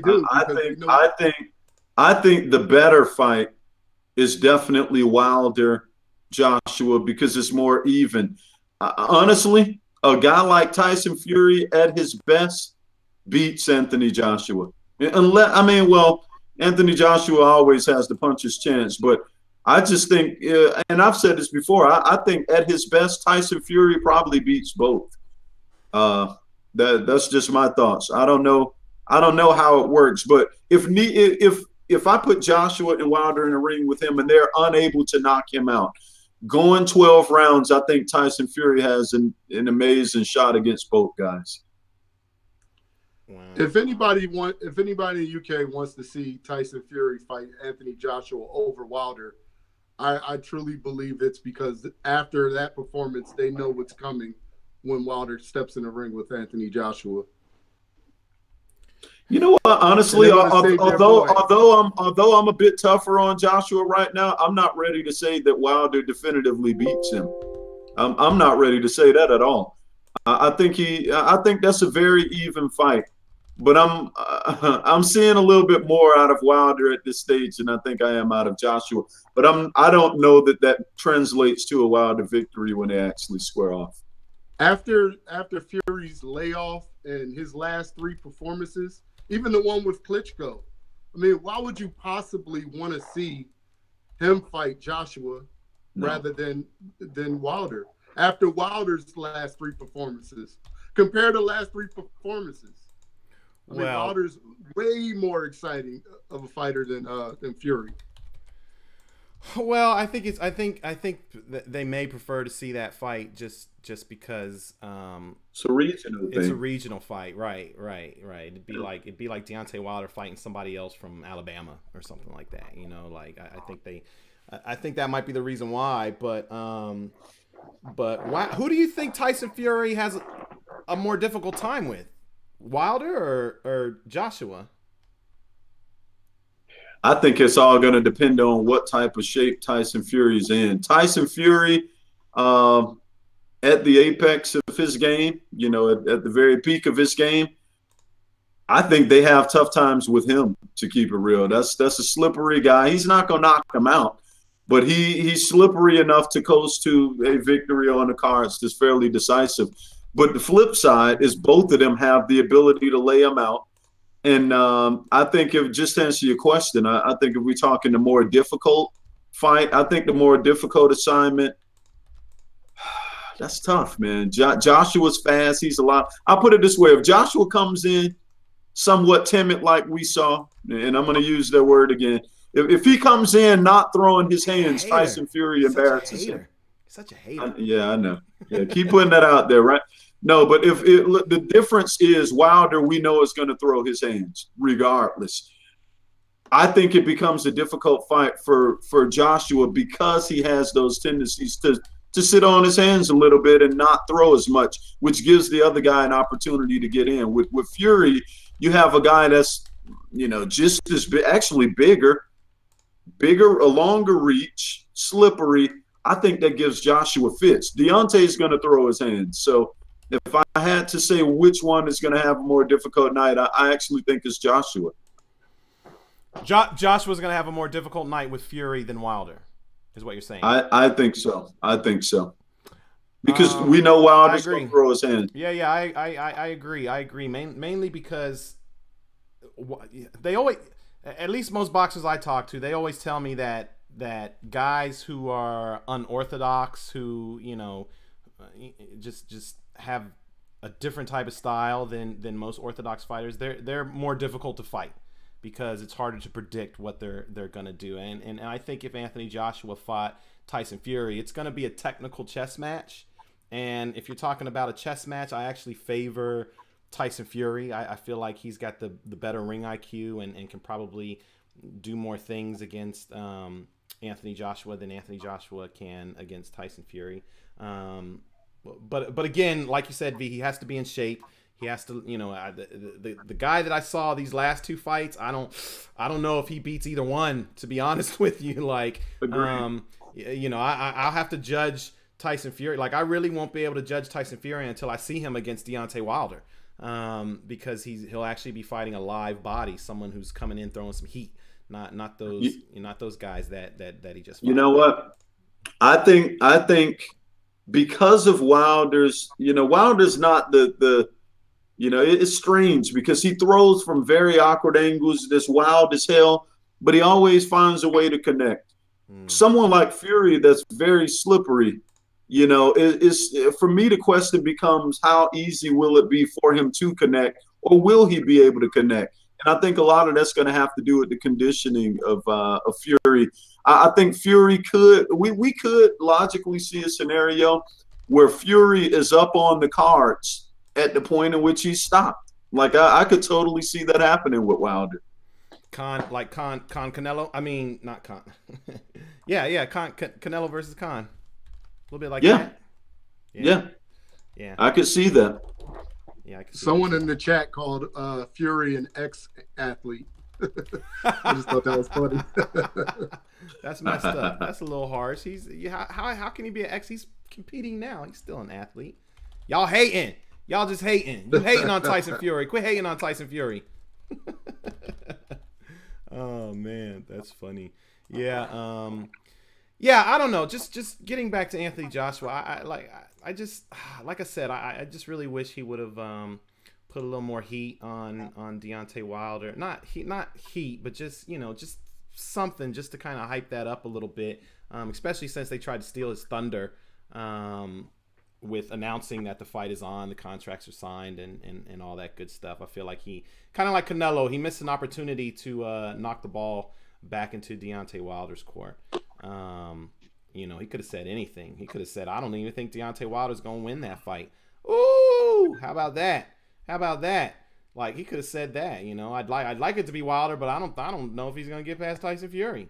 So who knows, England? Who knows? Yeah, UK? you got some good liners there, Ben. They do need to hire you. Yeah, they do need to hire me. AJ, give me a call. I know I've given you some freebies in the past, but we can work something out. Put me on the team, and I'll show you guys how to handle these headlines that are going out there. But yeah, I just feel like he could have knocked it back into Deontay Wilder's court and maybe tried to put some of the pressure on Deontay Wilder against Tyson Fury, maybe get in his head a little bit. I mean, I don't know what he could have said, but don't shy away from talking about it. I just feel like like and not that he's afraid to talk about it, but I just feel like they shy away from talking about each other, when the reality is the more you guys talk about each other, the bigger the fight gets.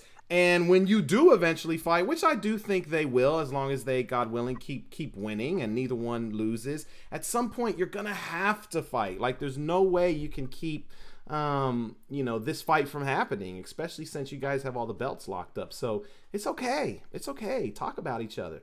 You know, break down your fights. Predict, you know, what's gonna happen. You know, I need to hear from someone in the UK fan base.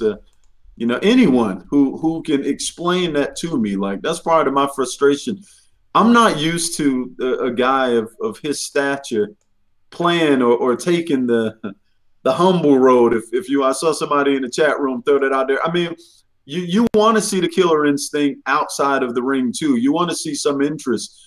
I think his approach, you know, I was saying earlier, from the whole scenario with not allowing Wilder to come over there and come in the ring after he won the other fight. It's just been so many different opportunities that he's missed that would have actually helped with the promotion of this fight. And I'm curious, you know, anyone out there, explain to me what the logic is. Like, what do you think it is? Why do you think it is? We're not going to call it fear. I won't disrespect him by saying that, but I won't argue with the person who does. Why is he not showing more interest in the fight? A dick. Oh, you sneak him in. You sneak him in. Yeah, no, like I said, I'm not surprised by seeing a humble fighter. There are fighters out there like that, whether they're big or whether they're small. There are humble guys out there. I'm not, like, that doesn't surprise me. And I think some of it too is just, you know, Anthony Joshua and Eddie Hearn. I think they just really did not want Deontay Wilder building up his name, you know, quote unquote, riding the coattails of Anthony Joshua's success. I'm not saying that's what happened. I'm just saying that's what they said happened. And, you know, to some degree, they have a right to feel that way. But I'm just saying, why not talk about it? Like, why not have him come in the ring? You know, why not, you know, hype the fight up a little bit, even if you know you guys aren't going to fight right away. Like, just, who cares if he comes in the ring? He's not going to, Deontay Wilder is not dumb. He's not going to just jump in the ring and start swinging on you and acting a fool or anything like that. He's going to go up there. He's going to talk his talk. He's going to help hype up the fight. And hopefully we can make the fight and both of you guys make more money than you've ever made in your life. Like, that's the whole point of doing that. I'm not sure why. You know, I'm looking at some of the comments. I see some of the guys saying that he's a humble guy. He's this and that. Listen, you don't get a whole lot more humble than Manny Pacquiao. But I never saw Manny Pacquiao run away from an opportunity to talk about another fighter or whatever. You know, he played politics. He played politics at times, but it was a different way. I think the way that we saw him do it was more politics. With Anthony, I don't get the same impression. It's almost like a legitimate and intentional act of just not entertaining even the possibility unless he's absolutely forced to. I don't get that, man. I really don't. I mean, I've seen him say it at times. I mean, like somebody pointed out, he has said that he wants to fight Wilder. It's not like he's completely avoiding talking about it or anything like that. For me, it's just, why not take certain opportunities? Like, you just flattened Alexander Povetkin. Now's your time to, like, tell the world, yeah, like, yeah, y'all like that. Wait till you see what I do to Deontay Wilder. Wow! Like, you had an opportunity to, like, really, really hype the situation up instead of just kind of acting like, you know, I mean, it doesn't matter. I want to fight whoever. You know, if it's Wilder, it's Wilder. If it's not, it's not. You know, I'm just doing my thing. Like, that, to me, that doesn't get me excited. I'm not saying you got to act like a fool, but there are ways that you can hype up the fight and really generate some buzz instead of saying, you know, I'm going to put a poll out there and let the fans decide who they want me to fight. You know who the fans want you to fight. You know who the fans want you to fight. Either Deontay Wilder or Tyson Fury. That's who the fans want you to fight. Well, you know what? I think at the very least, what he should have said there is the winner. But with the way he answered that, I don't even know. I mean, he basically gave himself an out if Deontay Wilder does win. Because he's saying a poll, let's say Fury Well, loses. What's up? I mean, I didn't get the logic. Go ahead. I can already tell you. Part of the reason why is because I believe he and Eddie Hearn already know, and in the same way that I believe Deontay Wilder and them know, the fight's not gonna happen next because I believe Deontay Wilder and those guys, they want the fight in the U.S. There's probably more. In my opinion, I think there is more money in the U.S. for that fight if it takes place in Las Vegas. I don't care what anybody tells me. There's no venue outside of the only venue that you can tell me that can compete with Vegas money is like maybe a venue in China or a venue in Abu Dhabi where they have high rollers and gamblers and people like that do the same thing in casinos over there. There's no place else. There's nowhere in England that can put up the type of money that Las Vegas can put up to get this fight there. And the reason why Las Vegas puts up that kind of money is because they know when we have big fights here, people come here and they spend money on hotel rooms, they spend money on food in the casinos, they spend money on Ubers, on taxis, on the gambling table. Like it's $1 billion business when they have mega fights in Las Vegas. And that's the reason why they pony up the money there. So everybody knows that they want the fight in the U.S., but Anthony Joshua is locked into this 2-fight deal with Wembley. So you already know his next fight, if it's Deontay Wilder or somebody else, it has to be in Wembley because they have a 2-fight deal. So the only way that fight happens next is if Deontay Wilder and Al Heyman and the crew say, you know what, we're gonna pass on some of the money we can make over here in Vegas, and we're just gonna send Deontay over there to the UK to do this fight. That's the only way that fight happens, and I don't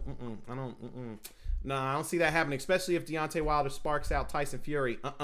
That's definitely not happening. If that happens, the fight has to come to the United States. So I'm thinking, you know, the fight's not gonna happen in April, but I think there's a good possibility that it could potentially happen September, you know, October, November, December of 2019. I'm not gonna be upset if Deontay Wilder and Anthony Joshua don't fight next because I'm not expecting them to. I'm really not at all.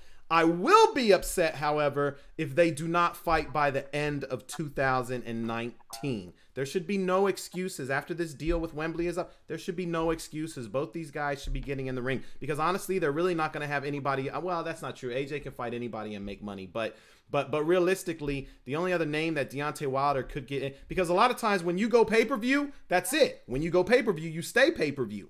So if Deontay Wilder is going pay-per-view to fight Tyson Fury, after that fight, the only other guy he could potentially do a pay-per-view with, not named Anthony Joshua, is Luis Ortiz again. That's it. That's not a big pay-per-view fight. It's not. It's not really. It's not a big pay-per-view fight. So you know, Deontay Wilder needs Anthony Joshua, and Anthony Joshua, I think likewise needs Deontay Wilder if he wants that big money fight, that big Las Vegas money fight. So there really should not be any excuses after April. Prior to April, I'm not even, like, I know that Shelly Finkel said that they would have a meeting with Eddie Hearn to try and come back to the table, but realistically, they're not going to hammer out a deal before Deontay Wilder and Tyson Fury fight. That would be foolish for Shelly and them. Yeah, because they haven't done the pay-per-view yet. Like, they want to do the pay-per-view first to see how many buys they were able to do so they could go to the table and say, nah, fuck that, you need to give us more money. So, you know, like, nothing's going to happen. And that's why don't get your hopes up. Not you guys, but just fans out there. Don't get your hopes up thinking that, you know, if Deontay Wilder gets past Tyson Fury, then, oh, maybe we'll finally see the fight in April. I'm telling you right now, it's not happening. It is not happening. So just get ready for Anthony Joshua probably versus, Dylan White, I think, maybe, which, okay, I guess I'll watch it. But if after that those guys don't fight, man, something's wrong. Something's wrong with that. Yeah, I actually think it's some sound logic to what you're saying right there. The deal for Joshua's next fight is already in place relative to the location. We know it's going to be over there in Wembley, and I could totally see what you're saying playing out based on the way you put it. And that sucks because the fans literally think that fight's going to be next. But, you know, some of the conversations we've had offline, there's a million reasons why it probably won't. you just shared a couple that I think people should definitely listen to. Yeah, I mean, it's sad to say, but yeah, that's just, that's the business side of the sport that nobody likes to talk about, but it is a sad reality. If you have a 2-fight deal with Wembley, and people, I'm not sure if people really understand how big of, like, that, anytime a fighter can get a deal with a venue, a stadium, you know, whether it's Wembley, whether it's MGM Grand, the Barclays Center, or something like that, that is big. That is very, very big. Like that, especially if it's like MGM Grand, like with the Floyd situation. Like that is them basically giving the fighter a piece of the action, you know? So like in Floyd Mayweather's case, Floyd Mayweather got a piece of the MGM action, whether it was the gambling or the money spent on the hotel rooms, or, you know, the money spent on the restaurants. Floyd was getting a piece of that. He wasn't just getting pay-per-view money and gate money. He was getting a piece of all that action. So it's a similar situation with Anthony Joshua. When Anthony Joshua fights at Wembley, it's not just Wembley that benefits. It's the restaurants around Wembley. You know, when it's a big event and people show up and they're going to these restaurants, like it's everyone around there that benefits. And that's why Wembley invested in Anthony Joshua. And they only did it for 2 fights because I think they know, like, whoa, I mean, even though we like Anthony Joshua, you're a heavyweight, you know, and this is boxing and anything can happen. So we don't want to commit long term. We don't want to do a 6-fight deal like Floyd Mayweather got with Showtime and I believe MGM Grand, but we'll do a 2-fight deal. So because of that, you know, like I said, he's gonna be, his next fight has to take place. That's why when I heard the announcer during the post-fight ring interview, he was like, "Would you be interested in fighting over there?" I was like, "Why'd you even ask that question?" You know, his next fight's gonna be in Wembley. Like that's a done deal.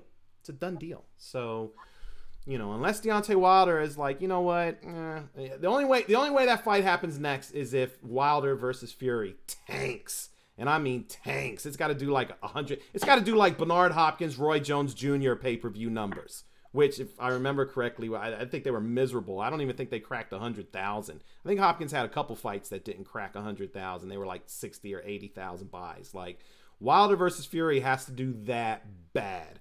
And I don't think it's going to do that bad. I just think, you know, there's too many diehard fans that will, at the very least, probably get it to 150, maybe 200,000 buys. And if they do that, I think they'll take it. I think they're okay with that. I have a question for both of you guys. I think that Wilder versus Fury was the perfect opportunity for Wilder to be introduced to the UK fans. I don't understand why that fight wasn't. I know Fury's not the A side, but I don't understand why that fight wasn't scheduled in the UK because well, hold on for a second. The UK fans are the best boxing fans in the world, whether or not, you know, I don't know that I agree with that. Go ahead. Well, I don't mean the best fans in the world, but they show the most support for boxing. Not in the world, because you know Mexico is out there and you know America is still out there. But I just don't understand why that fight wasn't introducing Wilder to the UK, you know, to the UK fans, being as though Fury is also from the UK. You know, to your credit, really quickly, I was going to say, let me make one more point. One more point.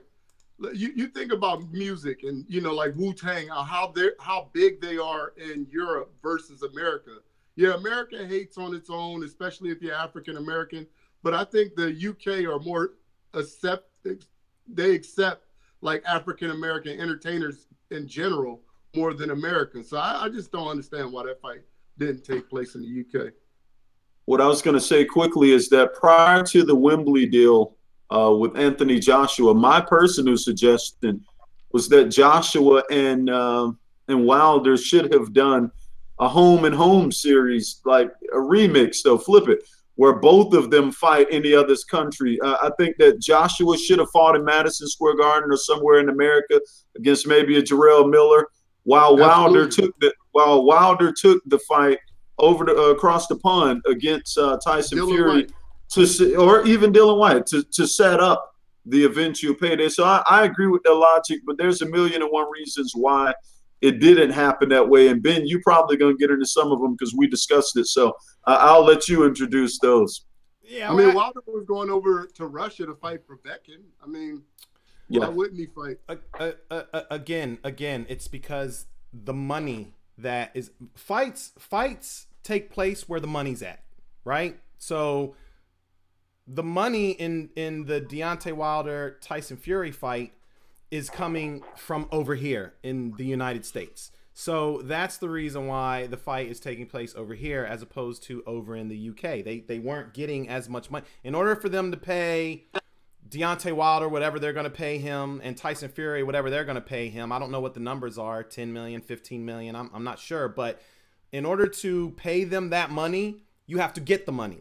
So if you're Al Heyman or a promoter or anyone like that, when you're putting on fights, you're looking to get the money. And if the money is over here in the United States, then that's it. I mean, that just dictates that the fight is. Well, let me rephrase my question. Why do you think that Al or the powers that be couldn't get the money, you know, from wherever they get it from in the UK, especially since Wilder has never fought there? They've seen Joshua fight there a million times. They've never seen a Wilder fight, especially versus some, you know, one of their people. Because they're not pitching Anthony Joshua fight over in the UK. What they're pitching is a Deontay Wilder and Tyson Fury fight over in the UK. And that's not to say they could not get the money over there. They could probably get some money to have the fight over there, but they probably get better money over here in order to appease Deontay and appease Tyson Fury. You know, it's just like you were just talking about, V, this hybrid. One guy should fight over here, the other guy should fight over here. I believe that was the plan. I mean, that was the whole reason why Anthony Joshua was given a contract with Showtime. The whole plan was, and that's also the reason why Al Heyman, you know, was doing business with Eddie Hearn. And when I talk about, when I say business, I mean that's the reason why Charles Martin went over and fought. Charles Martin is an Al Heyman fighter. For all intents and purposes, I mean, this is how most common promoters would think. Once I got the title, I'm not doing business with an outside promoter. I'm keeping the title over here. So for all intents and purposes, Al Heyman could have, instead of sending Charles Martin over to the UK to fight Anthony Joshua and giving him his first title, Al Heyman could have been like, fuck that. I'm not dealing with those people. I'm going to put Charles Martin in with Deontay Wilder. And then Deontay Wilder will have, if he beats Charles Martin, will get the WBC and the IBF belt. So clearly at one point, Al Heyman was doing business with Eddie Hearn. And like I said, that's the reason why I believe Anthony Joshua was given the Showtime contract. I don't care what people say. Nothing happens at Showtime without Al Heyman greenlighting it in some way, shape, or form. I don't care what you do. You can tell me whatever you want about Steven Espinoza and this and the other. I'm telling you, Al Heyman has got some pull with networks. Okay, so I truly believe that they were working. Al Heyman and Eddie Hearn were working together, and that was the plan, was to build up this fight, build up Deontay Wilder, build up Anthony Joshua to the point where we make it this big pay-per-view fight. But somewhere something happened, and it might have had something to do with Al snatching up some of Eddie's fighters. I know James DeGale was one of them that Al snatched up, and then I think Lee Selby, maybe, I don't know if it was Selby, Frampton, one of those smaller guys, he snatched him up. And then I even heard some rumblings that there was a possibility Kell Brook might jump ship and join Al Heyman. I think if you go back and look at old rumors and stuff like that, you'll see some stuff about Kell Brook, which is another one of Eddie Hearn's fighters. I think at some point Eddie like flipped the script and said, whoa, hold up a second, hold up. This dude is taking my fighters. Like, I'm not cool with that. And then all of a sudden you saw Eddie going out and snatching up Al Heyman fighters. Right? And then all of a sudden he's saying, oh, we're going to do this U.S. invasion. And then all of a sudden Anthony Joshua's leaving Showtime. Like, at some point, Al and Eddie were doing business, and then they stopped doing business. So something happened there. And then I think that's when, you know, when they stopped doing business, coincidentally, that's the same time you saw Showtime and the whole Deontay Wilder side putting the full court press to make this fight. I know there were times when I saw Steven Espinoza, and I would do an interview with him talking about Anthony Joshua and Deontay Wilder. And at first, he would say, oh, no. There's no rush. There's no rush for that fight.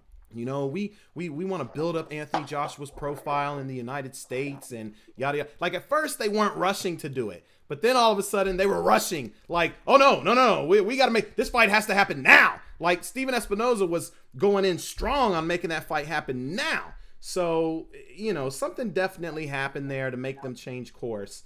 And oh, well, I'm getting something to eat then. Something happened to make them change course, and I think that's altered plans, and that's what's gotten us to the point where we're at right now. And I think even when those guys went into negotiations, that's why I was saying to you earlier, V, I felt like it was a bullshit negotiation. I feel like, you know, there were some issues on both sides, because like I said, I think something happened that made them both, that made Eddie or whoever say, you know what, something fishy's going on, and they changed course. And I think that's what made negotiations even more difficult, is that there was some animosity there, and there was probably no strong, I'm not gonna say no real effort, no strong effort to make the fight. Because people can say what they want about Eddie Hearn and the negotiations and all this, but there are things that Shelly Finkel was doing that I thought were kind of weird. Like, really, like why are you sending emails back and forth? Just pick up the phone.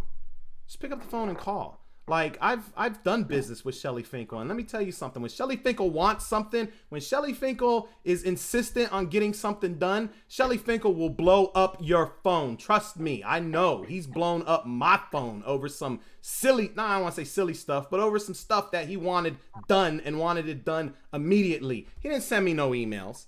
His lawyer sent me a couple emails, but he didn't send me no emails. He picked up the phone and called me and was blowing me up. And for me, that's how negotiations get done. When you're serious about it, you're on the phone. You're hammering this shit out. You're not sending emails and just waiting back. Oh, well, he didn't reply, and we're still waiting to hear comments. And, you know, I feel like that was kind of going on both sides. Like, just pick up the phone and get it done. But that didn't happen, and now we've got this two-fight Wembley. Well, one more fight left on the two-fight Wembley deal, and like I said, we're probably going to be twiddling our thumbs until after April of next year to wait and see if those two are going to fight. But you know what? I think thinking about it in hindsight, if I could say this real quickly, just piecing all this together and listening to what you're saying, and just some of the things we even discussed off air, I think that probably has a lot to do with why Joshua did not come out too strongly with an endorsement for Wilder next. I think he knows, like they all know behind the scenes, that's not going to happen next. Mm-hmm. Yeah. I mean, that's how I feel. Like, I think everybody knows. I think everybody knows, including Shelly Finkel, including Deontay Wilder. I think everybody knows that.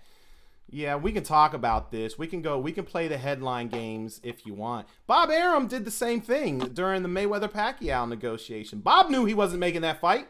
He knew he wasn't making that fight. But what did he do? V, you probably remember this.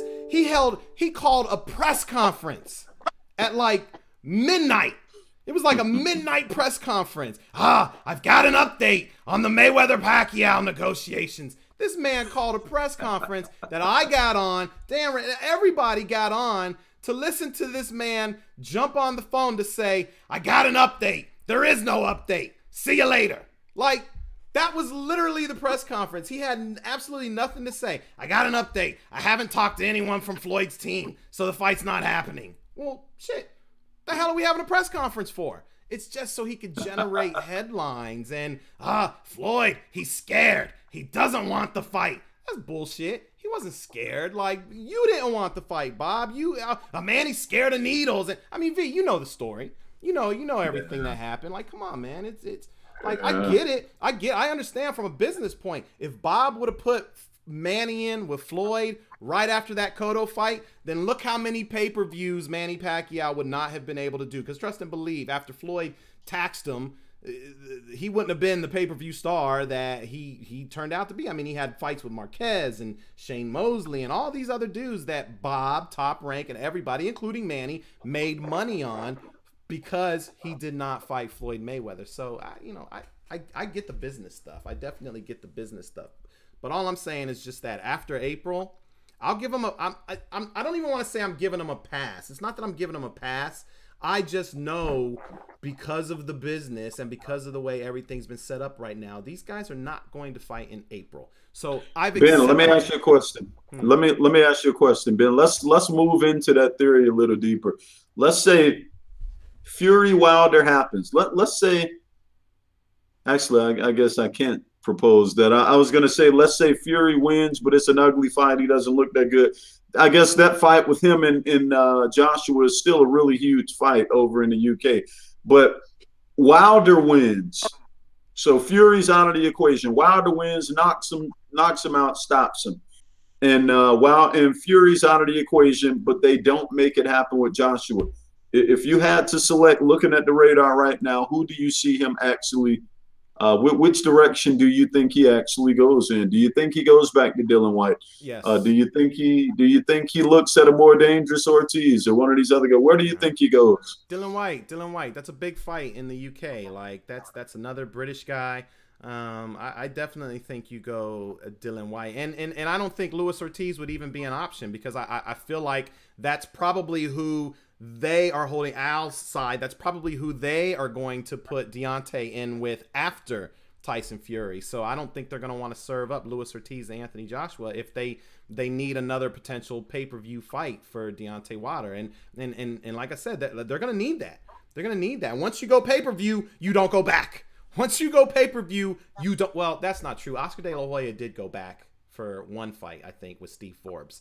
But outside of that, once guys go pay-per-view, they don't go back. So Deontay Wilder is going pay-per-view to fight Tyson Fury. So after Tyson Fury, the only other decent pay-per-view-ish fight, I think, is Luis Ortiz, because you can really, I mean, their first fight was hella fun. Their first fight was great. And you could show the replays of that and really hype it up. I know Luis Ortiz just came back recently and had a nice little knockout. He'll probably get another fight, and he'll probably get another knockout. So they'll probably save Luis Ortiz to do that pay-per-view, especially if they are thinking the same way that I'm thinking with Anthony Joshua's 2-fight Wembley deal. I mean, they've got to know, yeah, we're probably not going to fight him next. So they've got to have their backup plans too. But I think that's the fight, and he'll get a pass. Anthony Joshua will get a pass because he's going to end up fighting another British fighter that a lot of fans, it's not that there was controversy in that fight. It's just the first fight was good and Dylan White rocked him. So UK fans are, going to get real excited for that. I mean, that's all I've got. We can wrap up here. We've been on for a minute, a lot longer than I anticipated. I should be getting post-fight videos here from Raza soon anyway, to start working on those. But is there anything else you guys want to touch on from either AJ's performance or what's next or how he's going to do against Wilder or anything? Any more hate? You got any more hate you want to spit out there, V? No, I got a little bit of love this time. Honestly, I just to tie it all in, that the reality is, when you look at Anthony Joshua, like I keep saying, fellas, you got a very marketable fighter, easy on the eyes, whatever you want to call it. It's a lot of great attributes to him. I think his stock can go in a totally different direction worldwide, not just in the UK. If we see him continue to build on what we've seen, I don't feel like we've seen that development, but I know he has it in him. So whatever he does next, it'll be interesting, and I'm looking to hear some more commentary from him. Speaking of which, if just ask this real quick, have we heard anything from Deontay Wilder? And anybody see any Twitter or Facebook or any type of response? Not from yet, Deontay? but I actually didn't look. I can look real quick. King Brian said, King Brian in the chat room said he knocked out a guy who's never been KO'd. Jesus. I mean, yeah, I give him credit for knocking him out. He also, the guy that he KO'd though was also 39 years old. So, he's up there. He's getting up in the Luis Ortiz age range right now. So, I gotta give him credit with a little bit of grain of salt. But no, I think we gave him credit earlier for the knockout. Yeah. There's no critique on the knockout. It was a hell of a right hand. Nice little follow-up left hook. Knocked him down, got up, and flattened him again. Like there's no knock on that. I think just what V was pointing out. Yeah, you can't knock the knockout. I think just V was just, V's always brutally honest with his hate. And he was just breaking down his performance, and there's nothing wrong with that. We all have a different opinion on people's performance. But no, Anthony Joshua definitely gets credit for doing something that hasn't been done. I definitely give him credit for that, and I thoroughly enjoyed the fight. But yeah, I mean, I think there's still room to grow. I think there's still flaws, and you know, he's going to have to shore up some things. But in the same sense, Deontay Wilder is flawed too, you know, so. Yeah. Oh, yeah. Now, and you know, that's actually a point that I want to touch on. You know, keep in mind, fellas, we're talking about Joshua because Joshua's under the spotlight right now. There's a good amount of criticism to go Wilder's way too. He's certainly not exempt. And I said a couple times that actually, if you want to compare the two, I think Joshua is actually the better pure boxer. Wilder, I think, is just clearly a better athlete, and it shows in the way they execute. You know, some of the shots that Wilder lands, I don't think Joshua lands. He does it in a different way, you know, but yeah, one great athlete, one great boxer. They have their strengths and their weaknesses. So, well, I think my closing statement is I think it was a great fight. Congratulations to Anthony Joshua for another title defense. I'm with Ben. I agree with Ben. We don't have to see the Joshua Wilder fight next, but I would like to see it in 2019. And, you know, I can't wait to come back and talk to you guys or to see Wilder fight in December.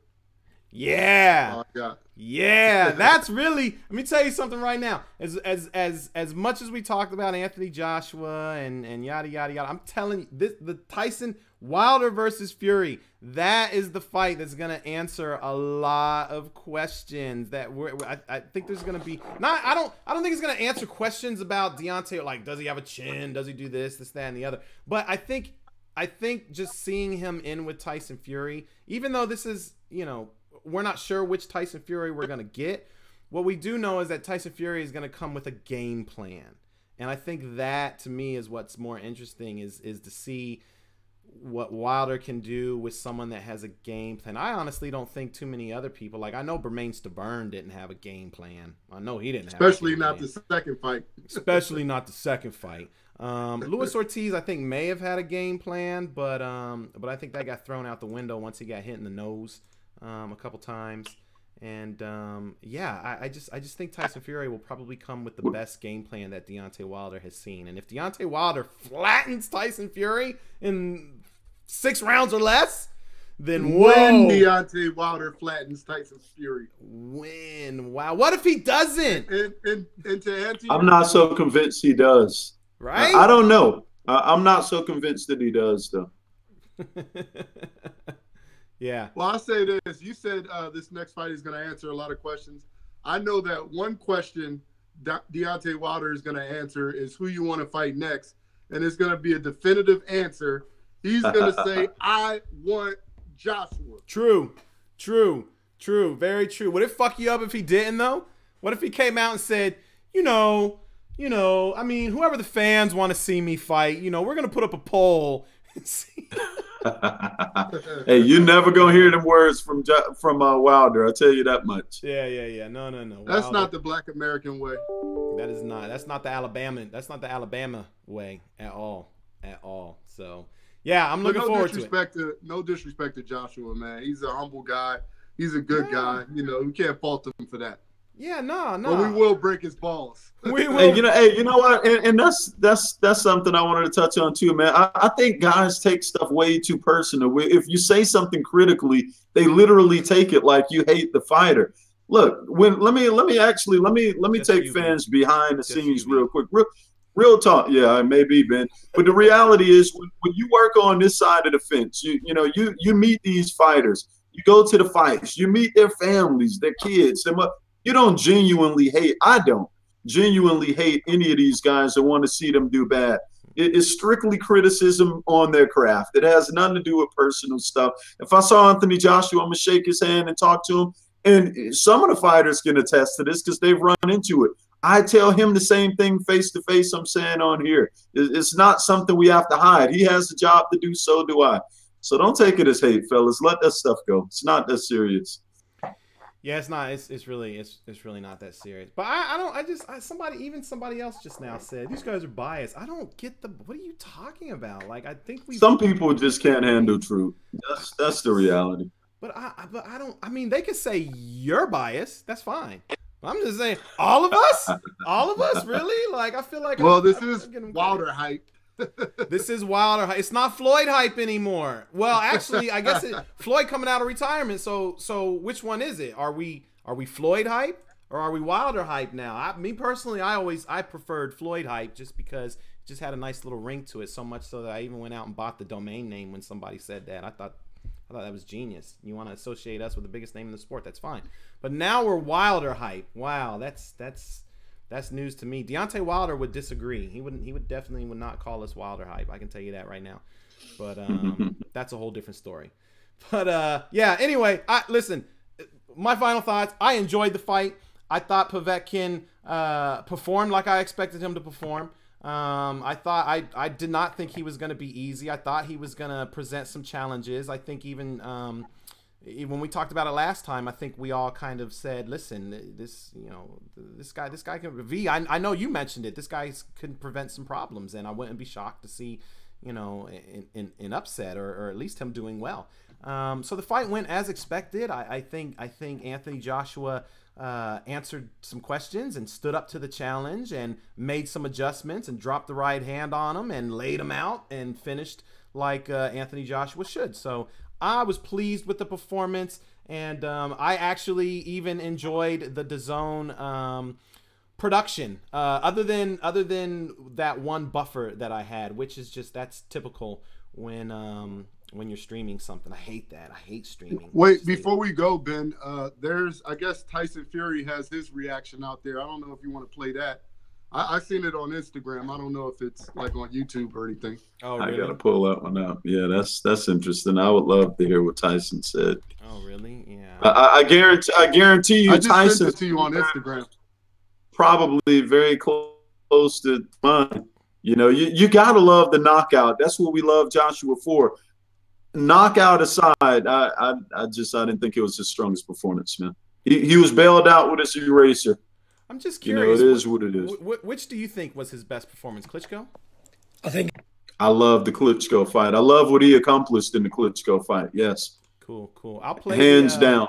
I'll play. You want me to play Tyson Fury real quick? I'll play. Yeah, let's hear that. I'll play Tyson Fury's reaction. Here you go. I think it's safe to say now that not Team Joshua or Matchroom will ever fight the Gypsy King. Never. They mentioned if it's not Wilder, it'll be White. There's no mention of Tyson Fury, the lineal heavyweight champion of the world. It's all right fighting men 39-year-old, half your size. Tonight is pure evidence that I'm fighting the best heavyweight out there in Deontay Wilder. Joshua's not even close. He's slow, methodical, ponderous at times. Powerful, yes, but they all are. Very, very clear to say, avoid me at all costs. If I was you, Joshua, I'd avoid me, because I will jab your face off. You bum.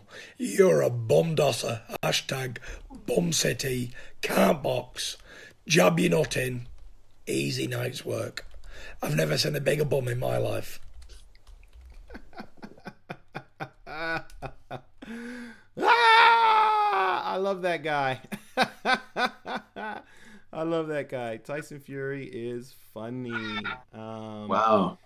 Yeah. Y'all call me a hater? Damn. Okay. Wow. I would never call a man a bum. That was, but real talk. Let's talk about what he said though. Honestly, when he mentioned he would jab his face off, I was talking about Povetkin getting his jab in a couple times. Not that he overdid it, but he got his jab in a couple times, and it was kind of surprising.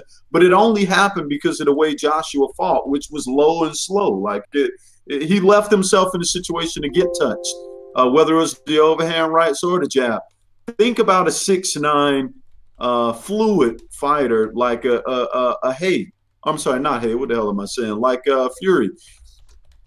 I mean, I think that was interesting feedback. What did you boys think? Did he say I will jab your face off? Did he really say that? Hold on.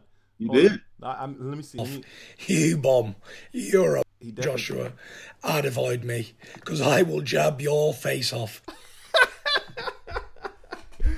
He is funny. I think it might. Let me give my thoughts, and then you yeah, go ahead. Is that cool? Yeah, go ahead. I think is it fair to say that the reason why Fury didn't get the Joshua fight was because of Fury's actions outside of the ring? I mean, he had the layoff, and then didn't they strip him of his belt, and then he fought Joshua fought Klitschko for. Tell me if I'm wrong. He fought Klitschko for Fury's belt. Well, listen. Joshua wouldn't have gotten the Klitschko fight if it wasn't for Tyson Fury. Like, Klitschko was supposed to fight Tyson Fury again. They were all set to do the rematch, and then right. So that's Fury's own fault. I mean, it's not, right. I mean, yeah, of course, but yeah.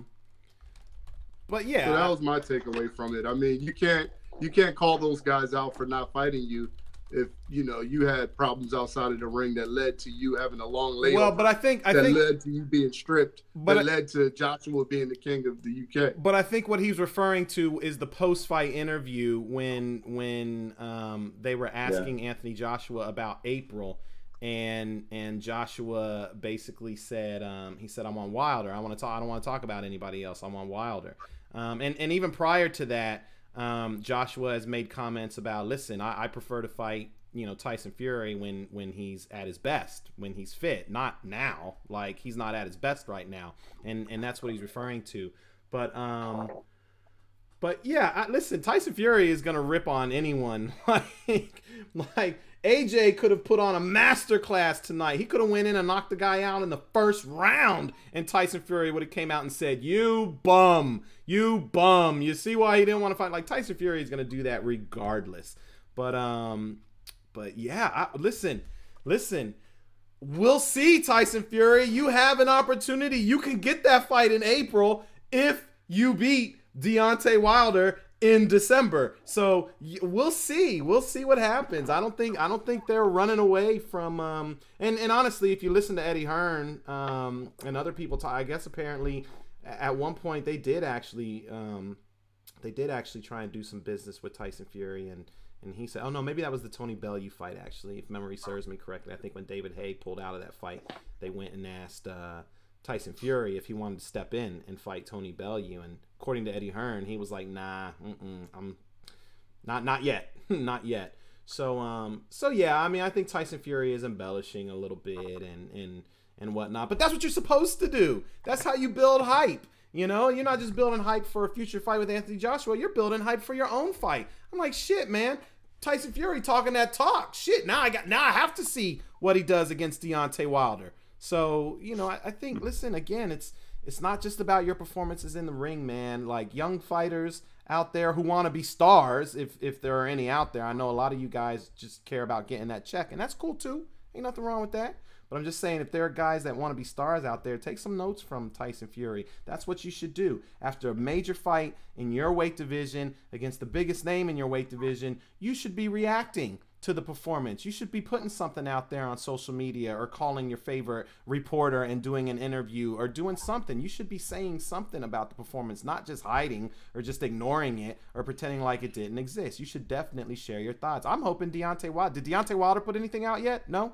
I just checked. I don't see anything yet. No. I'm waiting for that. Ooh, whoever gets that first interview, man, they are going to be lucky, because I'm sure he is going to be firing shots. Maybe not as critical as UV, but I'm sure he's going to have something to say. Hey, call him up. Put the phone on speaker, baby. Call Deontay? I don't know. Put the phone on speaker. I'll be honest with you. I don't know if Deontay Wilder's not talking to me anymore. Maybe Percy can give him a call. Deontay Wilder, I think, is mad at me because I did an interview with Eddie Hearn. But otherwise, I would call him. I would call him in a heartbeat. I shouldn't have to call him. Like, this is just something. He should have been ready. He should have been watching the fight. And as soon as the knockout happened, he should have went go live on Instagram and just, yo, you guys see this guy? You see him in the post-fight interview? He's scared. He ain't even want to say my name. But it's okay. I'm going to remind him on December 1st the reason why he don't want to get in the ring with the Bronze Bomber.